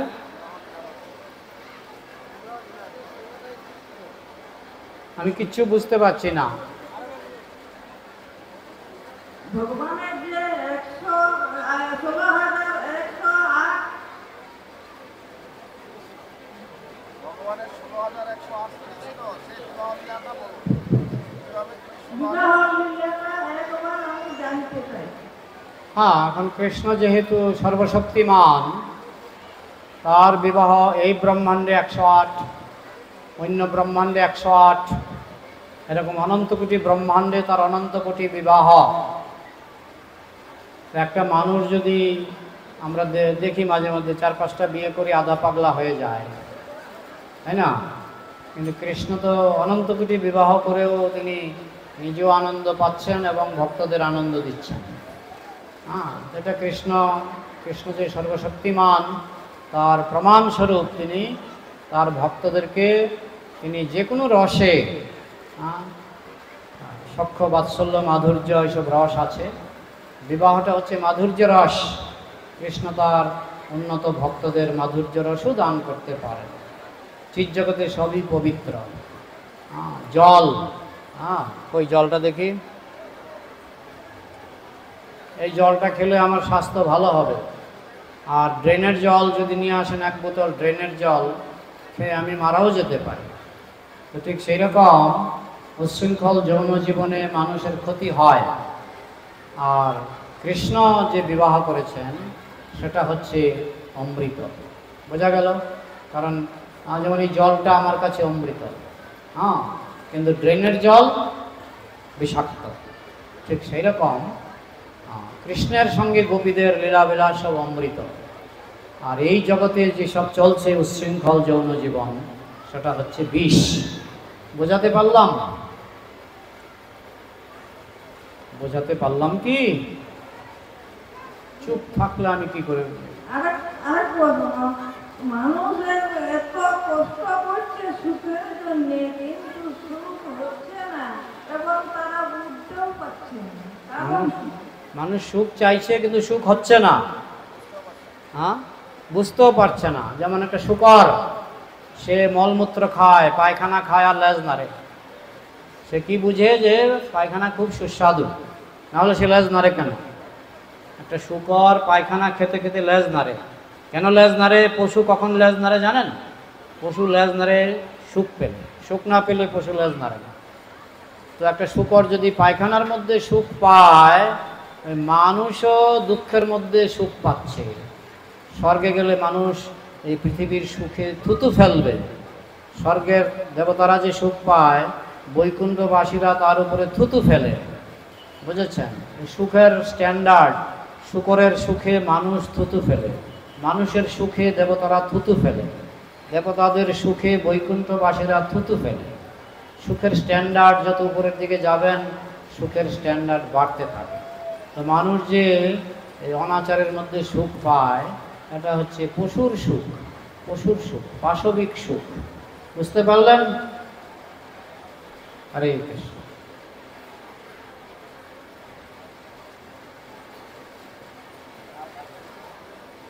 আর প্রশ্ন আছে কি? উঠে দাঁড়ালে প্রশ্নকর্তাকে তাড়াতাড়ি চেনা যায়।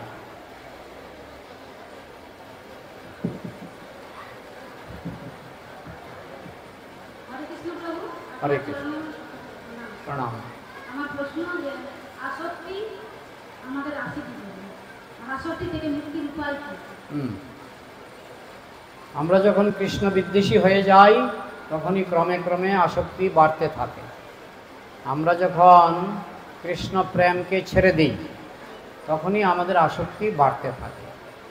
মনে করুন একটা ধনীর ছেলে, সে বাড়িতে ভালো খাওয়া দাওয়া করত, এবার সে গৃহত্যাগ করলো, গৃহ ছেড়ে দিল, ছেড়ে সে হিপ্পি হয়ে গেল, রাস্তাঘাটে শুয়ে থাকে এবং ওই যা পায় তাই খায়। খেতে খেতে তার খারাপ খাবারও অভ্যাস হয়ে যায়। সে যখন নিজের বাড়িতে ছিল, সে খুব ভালো খাওয়া দাওয়া করত, কিন্তু যখন গৃহ ত্যাগ করে সে ফকির হয়ে গেল, ভিখারি হয়ে গেল, তখন তাকে অনেক সময় কষ্ট পেতে হয়। তো কষ্টের প্রতিও সে অনেক সময় আসক্ত হয়ে পড়ে। যদি ওই সামান্য বাসি রুটিও যদি পায়, সে খায়। তো সেরকম আমরা ভগবানের ধামে আমরা খুব আনন্দেই ছিলাম, কিন্তু আমরা ভগবানের সঙ্গে ঘৃণা বিদ্বেষ করে আমরা এই জেলখানায় ঢুকলাম। এবার কৃষ্ণের কৃপায় কৃষ্ণ জেলখানার যে নোংরামি, সেগুলির মধ্যে আনন্দ কিছুটা ঢুকিয়ে দিয়েছেন। তাই শুকর মলমূত্র খেয়েও লেজ নাড়ে। মানুষ আমরা এই নোংরা জীবনে আমরা মনে করি সুখে আছি, সেটা কৃষ্ণের কৃপা। কারণ কৃষ্ণ জানে এই নোংরার মধ্যে আমি যদি একটু সুখের অনুভূতি না দিই, তো মানুষ এই জেলখানার মধ্যে থাকতে পারবে না। শুকর নর্দমার মধ্যে থাকতে পারবে না যদি তাকে একটু সুখ না দিই। তাই কৃষ্ণ কৃপা করে সব প্রাণীকেই একটা সুখের অনুভূতি দেন। কিন্তু আসল আনন্দ যদি পেতে চান, এটাকে সুখ বলে না, বলে আনন্দ, তাহলে আপনাকে কৃষ্ণ ধামে যেতে হবে, গোলক ধামে যেতে হবে। বোঝা গেল? আরেকজন হাত তুলেছেন পেছন দিকে, উঠে দাঁড়ান। কৃষ্ণ রাধাবাদ মা, আমি একটা প্রশ্ন করতে চাই যে মানে ভগত সেবা পরমস্থিতি প্রেম যদি কোনো ভক্ত যদি শুধু বৈষ্ণবদেরকে সে আরাধনা বা ই করে, ভগবানকে না ই করে, তাহলে তার ক্ষেত্রে কি হতে পারে? এখন ভক্ত সেবা কি আগে বুঝতে হবে যে একজন কৃষ্ণ ভক্ত। এখন কৃষ্ণ ভক্ত কি আপনাকে বলল আমি কৃষ্ণ ভক্ত, আমার কৃষ্ণের একটা কাপড় লাগবে, কৃষ্ণের কাপড়টা ছিঁড়ে গেছে, আমার কৃষ্ণের একটা কাপড় লাগবে। কে বলল কথাটা? কৃষ্ণ বলল না ভক্ত বলল? কে বলল কথাটা? কৃষ্ণ বলল না ভক্ত বলল? ভক্ত বলল। ভক্ত বলল। এবার আপনি যদি বলেন আপনাকে আমি কাপড় দেব, কৃষ্ণকে দেব না, তো ভক্ত কি খুশি হবে না অখুশি হবে? ভক্ত কি খুশি হবে? আমার প্রশ্নের উত্তরগুলি দেওয়ার চেষ্টা করবেন। ভক্ত কি খুশি হবে না অখুশি হবে? অখুশি হবে, অখুশি হবে। তাই আপনি যদি ভক্ত সেবা করতে চান, তাহলে ভক্তকে জিজ্ঞেস করুন আপনি কিসে খুশি হবেন। হ্যাঁ, আপনার বাড়িতে যদি একটু হরিনাম কীর্তন হয় আমি খুশি হব। আপনার বাড়িতে যদি আপনি কৃষ্ণকে ভোগ লাগিয়ে বৈষ্ণব সেবা করান আমি খুশি হব। তাহলে কৃষ্ণ তো অটোমেটিক চলে আসছে। না, আমি কৃষ্ণকে মানি না, আমি ভক্তকে মানি, তো সেই ভক্ত তো আপনার বাড়িতে যাবেই না। আমি কি বোঝাতে পারলাম?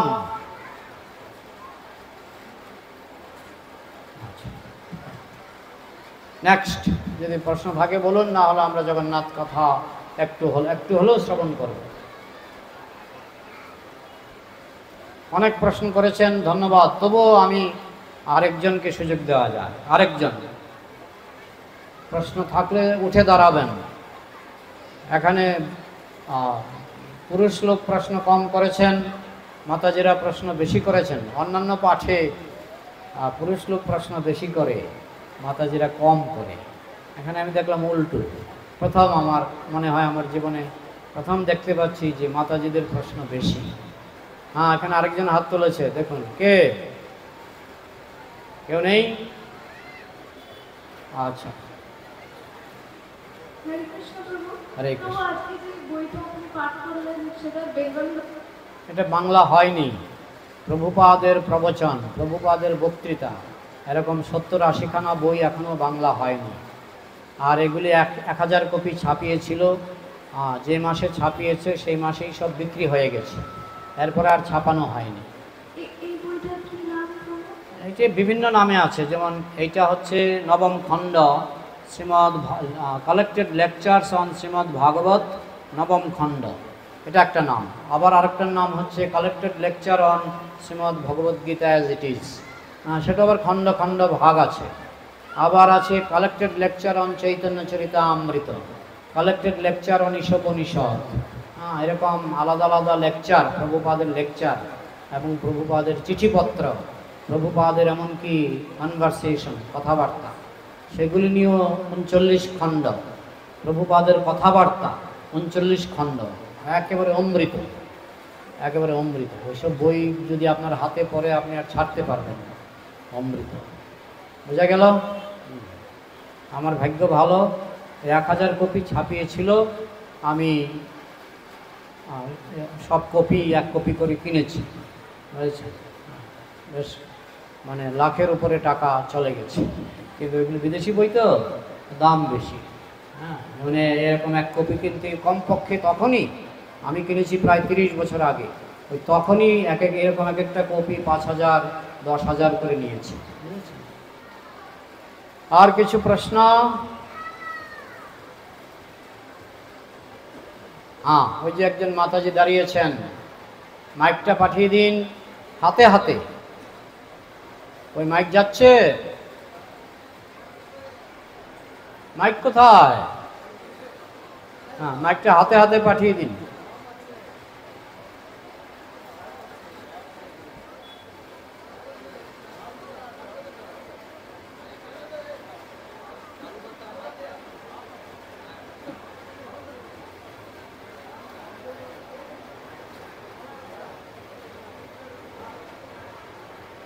মাইকটা যেতে যেতে বন্ধ হয়ে যায় কেন?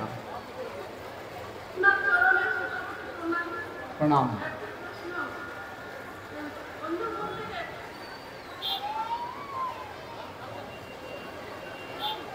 অন্য মন্দিরে, এটুকু শুনেছি, অন্য মন্দিরে। অন্য মন্দিরে প্রসাদ বলা হয়, কিন্তু পুরীর জগন্নাথ মন্দিরে মহাপ্রসাদ বলা হয় কেন? আচ্ছা, এই মন্দিরের নাম কি? এখানে যে মন্দির, হ্যাঁ, পুরুলিয়া ইস্কন আউটপুট। তো পুরুলিয়া ইস্কন আউটপুটে মহাপ্রসাদ পাওয়া যায়। পুরুলিয়া ইস্কন আউটপুটে মহাপ্রসাদ পাওয়া যায়। মায়াপুরে একটা দোকান আছে, সেখানে লেখা আছে মহাপ্রসাদ। তো আপনি কোথায় পেলেন যে পুরীতেই মহাপ্রসাদ শব্দটা ব্যবহার করা হয়? আমাদের প্রায় মন্দিরে আমি সাইনবোর্ড দেখি মহাপ্রসাদ। তো আপনি কোথায় পেলেন শুধু পুরীতেই মহাপ্রসাদ আর অন্যান্য জায়গায় মহাপ্রসাদ শব্দটা নিষেধ? এটা আপনি কোথায় পেলেন? হ্যাঁ, তাইলে মহাপ্রসাদ বলা হয় কেন? কেন এখানে পুরুলিয়াতে কেন মহাপ্রসাদ বলা হয় আগে সেটা বলুন। সাধারণত বলা হয় যখন কৃষ্ণের কাছে নিবেদন করা হয় সেটা প্রসাদ, সেটা যখন ভক্তের কাছে আসে সেটা মহাপ্রসাদ। আর একটা প্রশ্ন, এই হরে রাম হরে কৃষ্ণ মহামন্ত্রটি আমরা 16 নাম অক্ষর আছে। হুম, তো এটা কখন থেকে শুরু বা কিভাবে এর সৃষ্টি হয়েছে? এটা হরে থেকে শুরু। হরে কৃষ্ণ কৃষ্ণ কৃষ্ণ হরে হরে, হরে রাম রাম রাম হরে হরে। এর মধ্যে 16টা নাম আছে। হ্যাঁ, আর 32 অক্ষর, যেমন হ রে 2টা অক্ষর, হরে কৃষ্ণ 2টা অক্ষর। হ্যাঁ, এরকম প্রত্যেকটির মধ্যে 2টা অক্ষর করে 16 নাম 16 দোকানে 32। ঠিক আছে? হ্যাঁ, হরে কৃষ্ণ মহামন্ত্র আমাদের বিভিন্ন শাস্ত্রে আছে, চৈতন্য উপনিষদে আছে এবং অনেক শাস্ত্রে হরে কৃষ্ণ মহামন্ত্র পাওয়া যায়। কলি সন্তরণ উপনিষদে হরে কৃষ্ণ মন্ত্রের উল্লেখ আছে। তাহলে এখন আমার কি করণীয় প্রভু আদেশ করবেন? এখন কি জগন্নাথ কথা বলবো? সংক্ষেপে বলছি। হ্যাঁ, আর কতটুকু টাইম আছে? অসুবিধা নেই। আচ্ছা, মহারাজ পুরুষোত্তম দেবের কাহিনী কি এখানে কেউ বলে গেছে আগে? মহারাজ পুরুষোত্তম দেবের কাহিনী কি কেউ আগে বলে গেছে? গত 7 দিন ধরে তো পাঠ হচ্ছে। মহারাজ পুরুষোত্তম দেবের কাহিনী কি কেউ বলে গেছে? না। তাহলে আমি মহারাজ পুরুষোত্তম দেবের কাহিনীটা বলি। মহারাজ পুরুষোত্তম দেব ছিলেন পুরীর মহারাজ। তিনি ছিলেন পরম জগন্নাথ ভক্ত। প্রতি বছর রথযাত্রার সময় নিয়ম আছে যে মহারাজ নিজে ঝাড়ু দেন, সোনার ঝাড়ু। সোনার ঝাড়ু দিয়ে জগন্নাথের রথের পথ পরিষ্কার করেন পুরীর মহারাজ স্বয়ং। তো পুরুষোত্তম দেব তিনি যেহেতু পুরীর মহারাজ ছিলেন, তিনি প্রতি বছর রথের সময় সোনার ঝাড়ু দিয়ে রাস্তা পরিষ্কার করতেন। যে পথে জগন্নাথ যাবেন সেই পথ তিনি পরিষ্কার করতেন। একবার তিনি বেড়াতে গিয়েছিলেন দক্ষিণ ভারতে। সে আমি তো গ্রন্থটা আনতে ভুলে গেছি। দক্ষিণ ভারতে একটা রাজ্যের নাম মনে পড়েছে প্রভু। দক্ষিণ ভারতে একটা রাজ্যে তিনি গিয়েছিলেন। গিয়ে সেখানে একটা মাঠের মধ্যে অনেকগুলি তাঁবু সাজিয়ে তিনি সেখানে ছিলেন কিছুদিন। তো একদিন সেই রাজ্যের রাজকন্যা তিনি ঘুরতে ঘুরতে দেখলেন অনেক তাঁবু দেখা যাচ্ছে। জিজ্ঞাসা করলেন এই তাঁবুগুলি কিসের? বলছে ওই উড়িষ্যার রাজা পুরুষোত্তম দেব তিনি ঘুরতে এসেছেন, তাই তিনি এখানে তাঁবু সাজিয়ে সপ্তাহখানেক থাকবেন, তারপর চলে যাবেন। রাজকন্যার একটু ইচ্ছা হলো যে আমি উড়িষ্যার রাজাকে একটু দর্শন করব। তো তিনি সেই তাঁবু বেষ্টিত এলাকায় প্রবেশ করলেন এবং প্রবেশ করে রাজকন্যা উড়িষ্যার রাজাকে দর্শন করলেন এবং রাজার রূপ দেখে তিনি খুব আকৃষ্ট হলেন।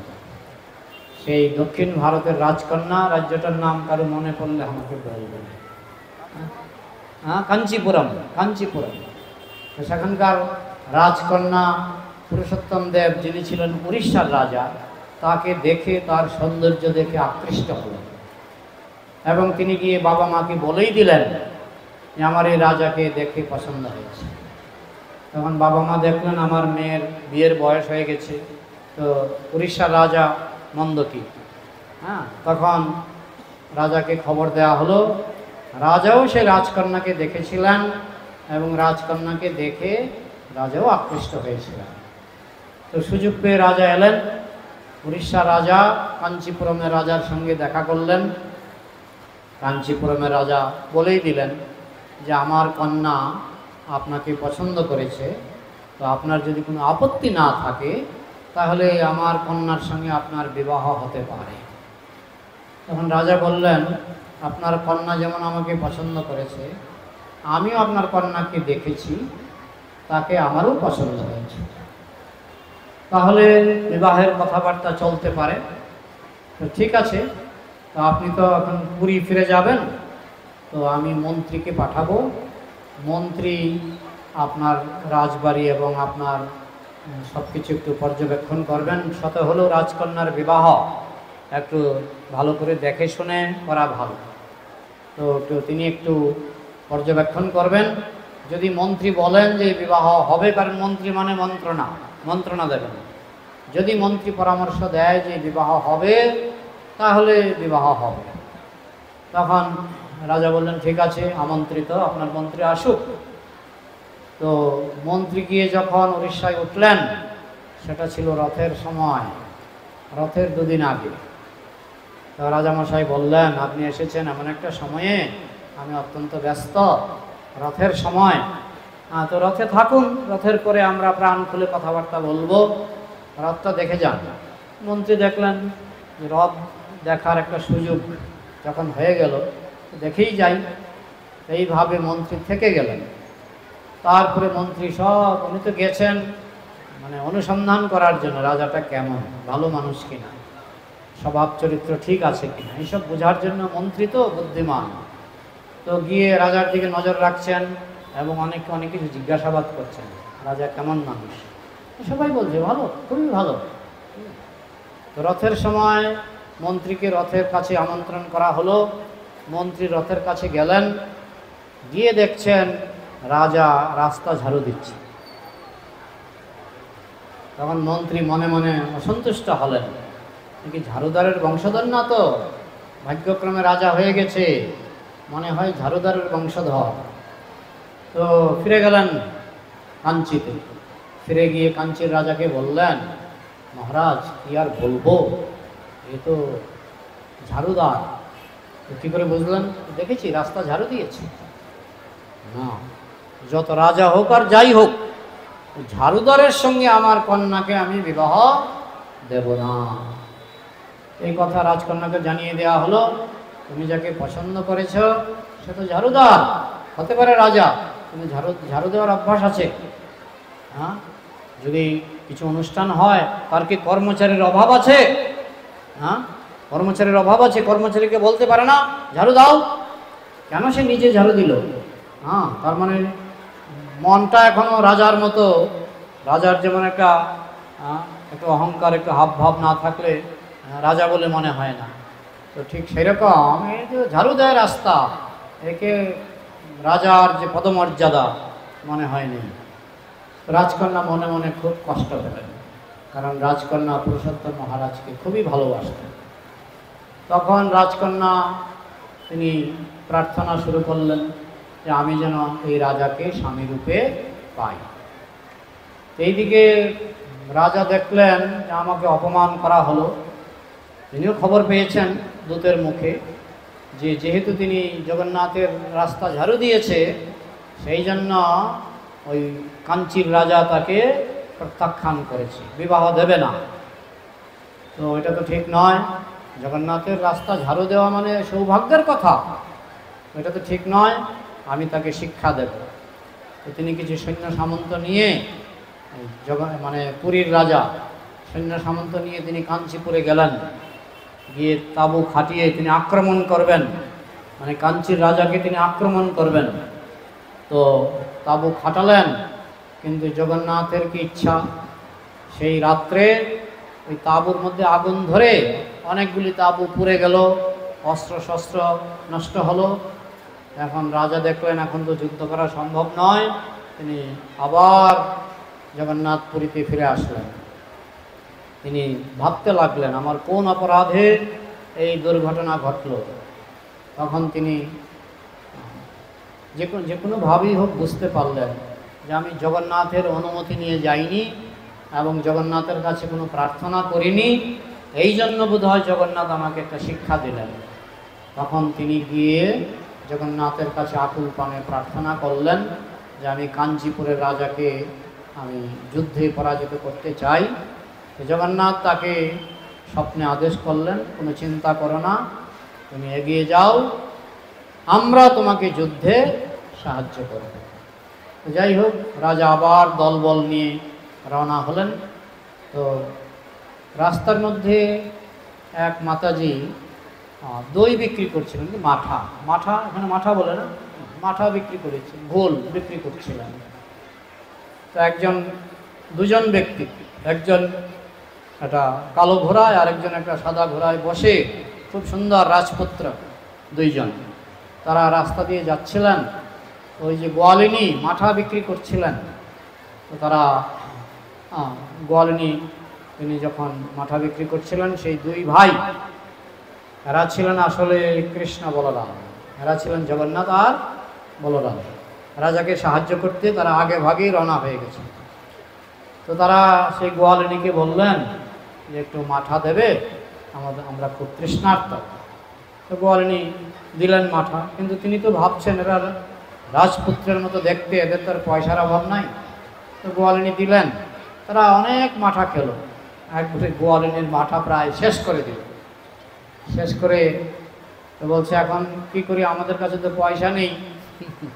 সেই কৃষ্ণ বলরাম, আমাদের কাছে তো পয়সা নেই, তো তোমাকে আমরা কিভাবে তোমার মাঠার মূল্য দেব? বলে কি বলছেন, আমি গরিব মানুষ, মাঠা বিক্রি করে আমি থাকি, আমার যাকে মাঠা বিক্রি করে যে অল্প পয়সা পাই সেটা দিয়েই তো আমার সব কিছু খরচ বহন করি। তখন বলেন ঠিক আছে, এক কাজ করো, যে আমার হাতে একটা আংটি আছে, খুব দামি আংটি, মণিমুক্তার আংটি, এটা রাখবে? বলে মাঠার দাম হচ্ছে মনে করুন তখনকার দিনে তো 1 পয়সার বাজার, 1 পয়সা দিয়ে অনেক কিছু কেনা যায়। আর সোনার আংটি মানে বা সোনার আংটি বা মুক্তার আংটি এটা তো অনেক দাম। তো উনি খুব সৎ ছিলেন, সে গোয়ালিনী বললেন এটা তো অনেক দাম, আপনি মাঠা খেয়েছেন হয়তো 2 পয়সার বা 3 পয়সার বা 5 পয়সার, তা আপনি আংটি দিচ্ছেন তো অনেক দাম। এক কাজ করো, আংটিটা রেখে দাও, কিছুক্ষণ পরেই রাজা আসবে, তখন রাজাকে এই আংটিটা দিয়ে বলবে উনি যেন তোমার মাঠার দামটা দিয়ে দেয়। এটা ভালো বুদ্ধি, বেশি দেরি হবে না, রাজা এক্ষুনি আসবে। একথা বলে জগন্নাথ আর বলরাম তারা ঘোড়ায় চড়ে চলে গেলেন। কিছুক্ষণ পরে রাজা আসছেন। তখনকার দিনে রাজারা খুব দয়ালু, তারা প্রজাদের কথা শুনতেন। তো সেই গোয়ালিনী রাজাকে দেখে হাত জোর করে প্রণাম করে বললেন আমার কিছু কথা আছে। রাজা ঘোড়া থামিয়ে বললেন কি কথা বলো? বলছে 2 জন লোক আমার কাছ থেকে মাঠা খেয়েছে, তাদের কাছে পয়সা ছিল না, তারা এই মুক্তার আংটি আমাকে দিয়ে গেছে। তারা বলেছে এই মুক্তার আংটি আপনাকে দিয়ে মাঠার দাম নিয়ে নিতে। রাজা মুক্তার আংটিটা হাতে নিয়ে বুঝে গেছেন যে আংটিটা আমি জগন্নাথকে দান করেছিলাম। আংটি দেখেই উনি বুঝে গেছেন এই আংটিটা আমি জগন্নাথকে দান করেছিলাম। তো তিনি খুব রোমাঞ্চিত হলেন যে তাহলে জগন্নাথ আমার আগেই এই যুদ্ধে রওনা হয়ে গেছে, খুব আনন্দ পেলেন। যাই হোক, তিনি ওই গোয়ালিনীকে বললেন তুমি আংটিটা রাখো এবং তোমার নামে আমি একটা গ্রাম, একটা কি একাধিক গ্রাম তোমার নামে আমি অর্পণ করলাম। ওই গ্রামের প্রজারা যা ট্যাক্স কর দেবে সেই করগুলো তুমি পাবে। এইভাবে রাজা গোয়ালিনীকে পুরস্কৃত করে তিনি এগিয়ে গেলেন কাঞ্চিপুরের দিকে। তো কাঞ্চিপুরে গিয়ে তিনি যুদ্ধ ঘোষণা করলেন। তো যুদ্ধে তো কাঞ্চিপুরের রাজা তিনিও যুদ্ধ করতে শুরু করলেন, কিন্তু ওই যে কৃষ্ণ বলরাম তারা তো একজন কালো সৈনিক, একজন ফর্সা সৈনিক, ঘোড়ায় চড়ে যে তারা এমন যুদ্ধ করলেন খুব অল্প সময়ের মধ্যে কাঞ্চিপুরের রাজা সম্পূর্ণরূপে পরাজিত হলেন। তখন পুরীর রাজা মহারাজ, কি নামটা একটু আগে আমি বলেছি, পুরুষোত্তম দেব, তিনি তখন কাঞ্চিপুরের রাজাকে বন্দি করলেন।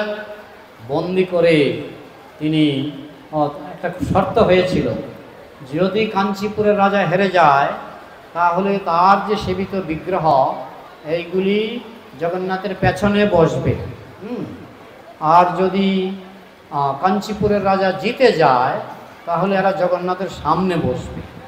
এই ছিল একটা কাঞ্চিপুরের রাজা একটা শর্ত ঘোষণা করেছিল। যেহেতু কাঞ্চিপুরের রাজা হেরে গেছে তাই তার বিগ্রহকে নিয়ে বসানো হলো জগন্নাথের পেছনে। তবে একটা রাধাকৃষ্ণের বিগ্রহ ছিল, নামটা আমার এই মুহূর্তে রাধাকান্ত বিগ্রহ, সেটা যেহেতু কৃষ্ণ বিগ্রহ তাকে আর কোথায় রাখবে? ওই জগন্নাথের মন্দিরের সামনে যে প্রসাদের, যেখানে প্রসাদের থালা সাজানো হয় সেই ঘরের পাশে রেখে দেওয়া হয়েছে।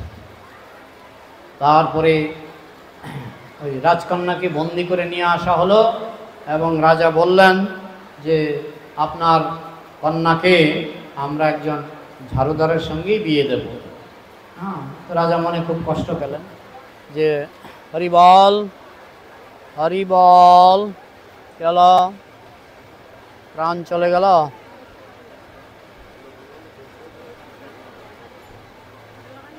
হরে কৃষ্ণ। তো রাজকন্যাকে বলে দিলেন যে তোমার বিবাহ ঝাড়ুদারের সঙ্গে হবে। হ্যাঁ, তোমার বাবা তো খুব অহংকার করেছে, হ্যাঁ, আমি যেহেতু জগন্নাথের রাস্তা ঝাড়ু দিয়েছি, তো তোমার বিবাহ ঝাড়ুদারের সঙ্গেই দেওয়া হবে। তো এইভাবে রাজকন্যাকে নিয়ে যাওয়া হলো পুরীতে, তাকে আলাদা করে ঘর দেওয়া হলো। তো রাজকন্যা তো সব বুঝতে পারেনি, রাজকন্যা খুব কান্না করতেন যে আমাকে ঝাড়ুদারের সঙ্গে বিবাহ দেওয়া হবে, হ্যাঁ, খুব কান্না করতেন। যাই হোক, দেখতে দেখতে পরের বছরের রথ চলে আসলো। তো সেই রথের দিন মন্ত্রী রাজকন্যাকে বললেন যে তোমাকে বিবাহ করার মতো ঝাড়ুদার পাওয়া গেছে। বলে রাজকন্যাকে সাজিয়ে তিনি তার সখীর সঙ্গে সখীদের সঙ্গে তিনি রাজকন্যাকে নিয়ে গেলেন রথের কাছে। এবার রাজা মন্ত্রীর দিকে তাকালেন এবং দেখলেন রাজকন্যা একেবারে বিয়ের সাজে সেজে গুজে এসেছেন। রাজা জিজ্ঞেস করলেন, মন্ত্রী মশাই কিছু বলবেন? যে তখন মন্ত্রী বললেন, মহারাজ, আমি তো রাজকন্যার জন্য ঝাড়ুদার পাত্র খুঁজে বেড়াচ্ছিলাম, আমি পেয়ে গেছি, ঝাড়ুদার পাত্র আমি পেয়ে গেছি। রাজা বললেন, তাড়াতাড়ি দিয়ে দাও, তাড়াতাড়ি বিবাহ দিয়ে দাও। তখন বললেন, সেই পাত্র হচ্ছেন আপনি, সেই পাত্র হচ্ছেন আপনি। এই কথা শুনে রাজা একটু মুচকি হাসলেন। তার মানে কি, তোমার সিদ্ধান্ত ঠিকই আছে, তোমার সিদ্ধান্ত ঠিকই আছে, আমি রাজকন্যাকে বিবাহ করতে চাই। আর রাজকন্যাও তিনি রাজাকে বিবাহ করতে চান।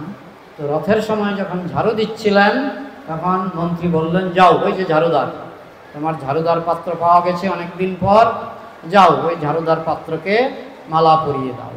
তখন রাজকন্যা ওই রাজাকে মালা পরিয়ে দিলেন। হয়ে গেল বিবাহ, ক্ষত্রিয় বিবাহ, রাজার বিবাহ, জগন্নাথকে সাক্ষী রেখে বিবাহ হয়ে গেল। যাই হোক, তারপরে ওই যে কি রাধাকান্ত, না, রাধাকান্ত বিগ্রহকে রাখা হয়েছিল জগন্নাথের রান্নাঘরের পাশে। তো তারা যখন রান্না করে ভোগ নিয়ে যেত না, ভোগ নিবেদন করার পরে দেখা যেত একটা লাড্ডু নাই, একটা রসগোল্লা নাই, পুরি নাই, কে খেয়ে ফেলেছে। তো কে খেয়ে ফেলছে ভোগ, এটা নিয়ে তদন্ত হলো, কাউকে খুঁজে পাচ্ছে না। এই যে ভোগ, তাহলে কি জগন্নাথ খাচ্ছে? পরে জগন্নাথই স্বপ্নে বলছে, না আমি খাচ্ছি না, আমার ভোগ খাচ্ছে ওই যেখানে তোমরা রাধাকান্ত নামে একজনকে রেখেছে না, ও আমার ভোগ খেয়ে ফেলে। তোমরা যখন থালা নিয়ে আসো, তোমরা তো কাপড় দিয়ে ঢেকে থালা নিয়ে আসো, সে তো সর্বশক্তিমান, সে সেখান থেকে দিয়ে একটা পছন্দ মতো খাবার আমি খাওয়ার আগেই তুলে নেয়। দেখুন, এখানে ভগবানের কম্পিটিশন, আমি খাওয়ার আগেই তুলে নিচ্ছে। তাহলে উপায় তাকে গম্ভীরায় পাঠিয়ে দাও, তাকে গম্ভীরায় পাঠিয়ে দাও, তাকে এখানে রাখা যাবে না। তো তারপরে রাধাকান্ত বিগ্রহকে পাঠিয়ে দেওয়া হলো গম্ভীরাতে। পরবর্তীকালে মহাপ্রভু যখন গম্ভীরাতে ছিলেন, তখন মহাপ্রভু স্বহস্তে এই রাধাকান্তের সেবা পূজা করতেন। যে রাধাকান্ত জগন্নাথের ভোগ খেয়ে ফেলতেন, সেই রাধাকান্তের সেবা যতদিন মহাপ্রভু গম্ভীরাতে ছিলেন পুরী লীলায়, ততদিন তিনি রাধাকান্তের সেবা করেছেন। এই হচ্ছে সংক্ষিপ্তভাবে জগন্নাথের একটি লীলা। হ্যাঁ, তো যদি কোনো প্রশ্ন থাকে আলোচনা করা যায়। আজকে রথের শেষ দিন। হ্যাঁ বলুন। প্রশ্ন নয়, আচ্ছা। আর কারো প্রশ্ন আছে? মাতাজিরা অনেক প্রশ্ন করেছেন, এবার বাবাজিরা কিছু প্রশ্ন করুন।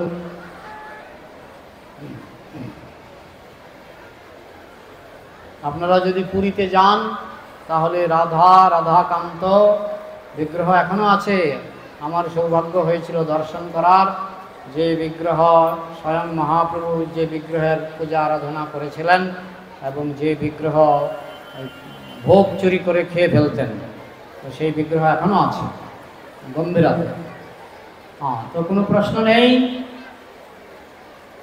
এই প্রথম রথযাত্রা যেখানে আমাকে বন্ধ করতে বলা হয়নি, সব জায়গাতেই প্রভু এখন ক্লাস বন্ধ করতে হবে। তো আজকে দেখলাম প্রভু বলছেন আরো নাকি চালাতে পারে। এবার প্রশ্ন আছে, বলুন। মাইক, মাতাজি মাইক চাইছে।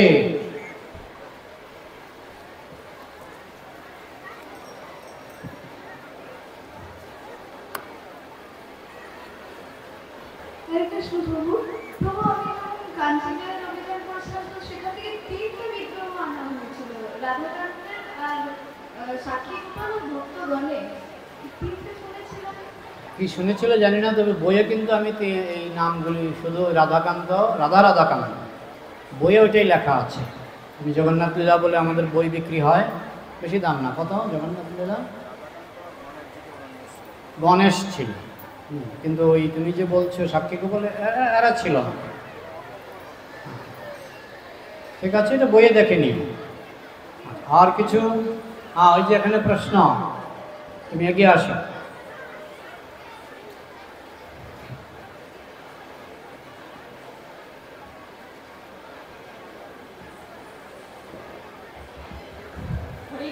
হরে কৃষ্ণ। আমার একটা প্রশ্ন, রাধাকৃষ্ণ প্রেম সম্পর্ক, রাধাকৃষ্ণ প্রেমের প্রেম সম্পর্ক নিঃস্বার্থ সম্পর্ক। হ্যাঁ আসল প্রেম, হ্যাঁ ঈশ্বরের প্রতি আসল প্রেম হ্যাঁ হচ্ছে নিঃস্বার্থভাবে সমর্পণ। হুম। বর্তমান সময়ে দাঁড়িয়ে এই যে নিঃস্বার্থ সমর্পণ কতটা নিঃস্বার্থ হচ্ছে একটা কনসাসনেস, চেতনা। আমরা যেমন ইস্কনে আছি, আমরা বেতন নিচ্ছি না, প্রভু বেতন নেয় না, হ্যাঁ, কিন্তু ওনার অন্ন বস্ত্র বাসস্থান তাও কৃষ্ণ জুটিয়ে দিচ্ছে তো। তো কেউ যখন ভক্ত হয়, ভক্তের সমস্ত প্রয়োজন কৃষ্ণ জুটিয়ে দেয়। সেই জন্য প্রভুপাদ যেমন 40 টাকা নিয়ে আমেরিকায় চলে গেলেন, কিন্তু উনি কোটি কোটি টাকা খরচ করে সারা পৃথিবীতে মন্দির করলেন। তো নিয়ে গেছেন 40 টাকা, 40 টাকা দিয়ে কোটি কোটি টাকার মন্দির হয় না। তো কে টাকা পাঠালেন? কৃষ্ণ টাকা পাঠালেন। তো তোমার যা প্রয়োজন, অন্ন বস্ত্র বাসস্থান, তুমি যদি সত্যিকারের ভক্ত হও, কৃষ্ণ সব পাঠাবেন। সেই জন্য আমাদের আকুলি বিকুলি করতে হবে না, কৃষ্ণই সব দেখবেন।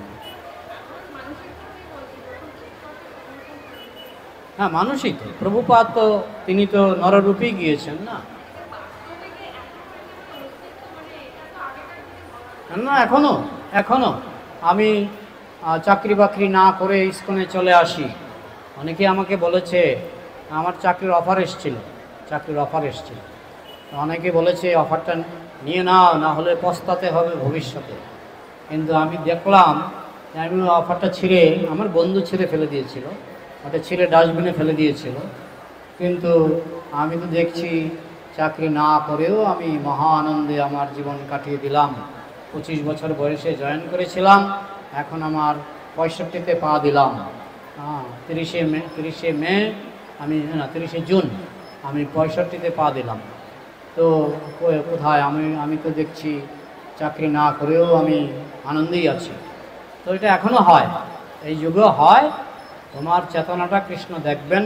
কৃষ্ণ যদি দেখেন তোমার বিশুদ্ধ চেতনা, কৃষ্ণ তোমাকে সুরক্ষা দান করবেন। ঠিক আছে? হরে কৃষ্ণ।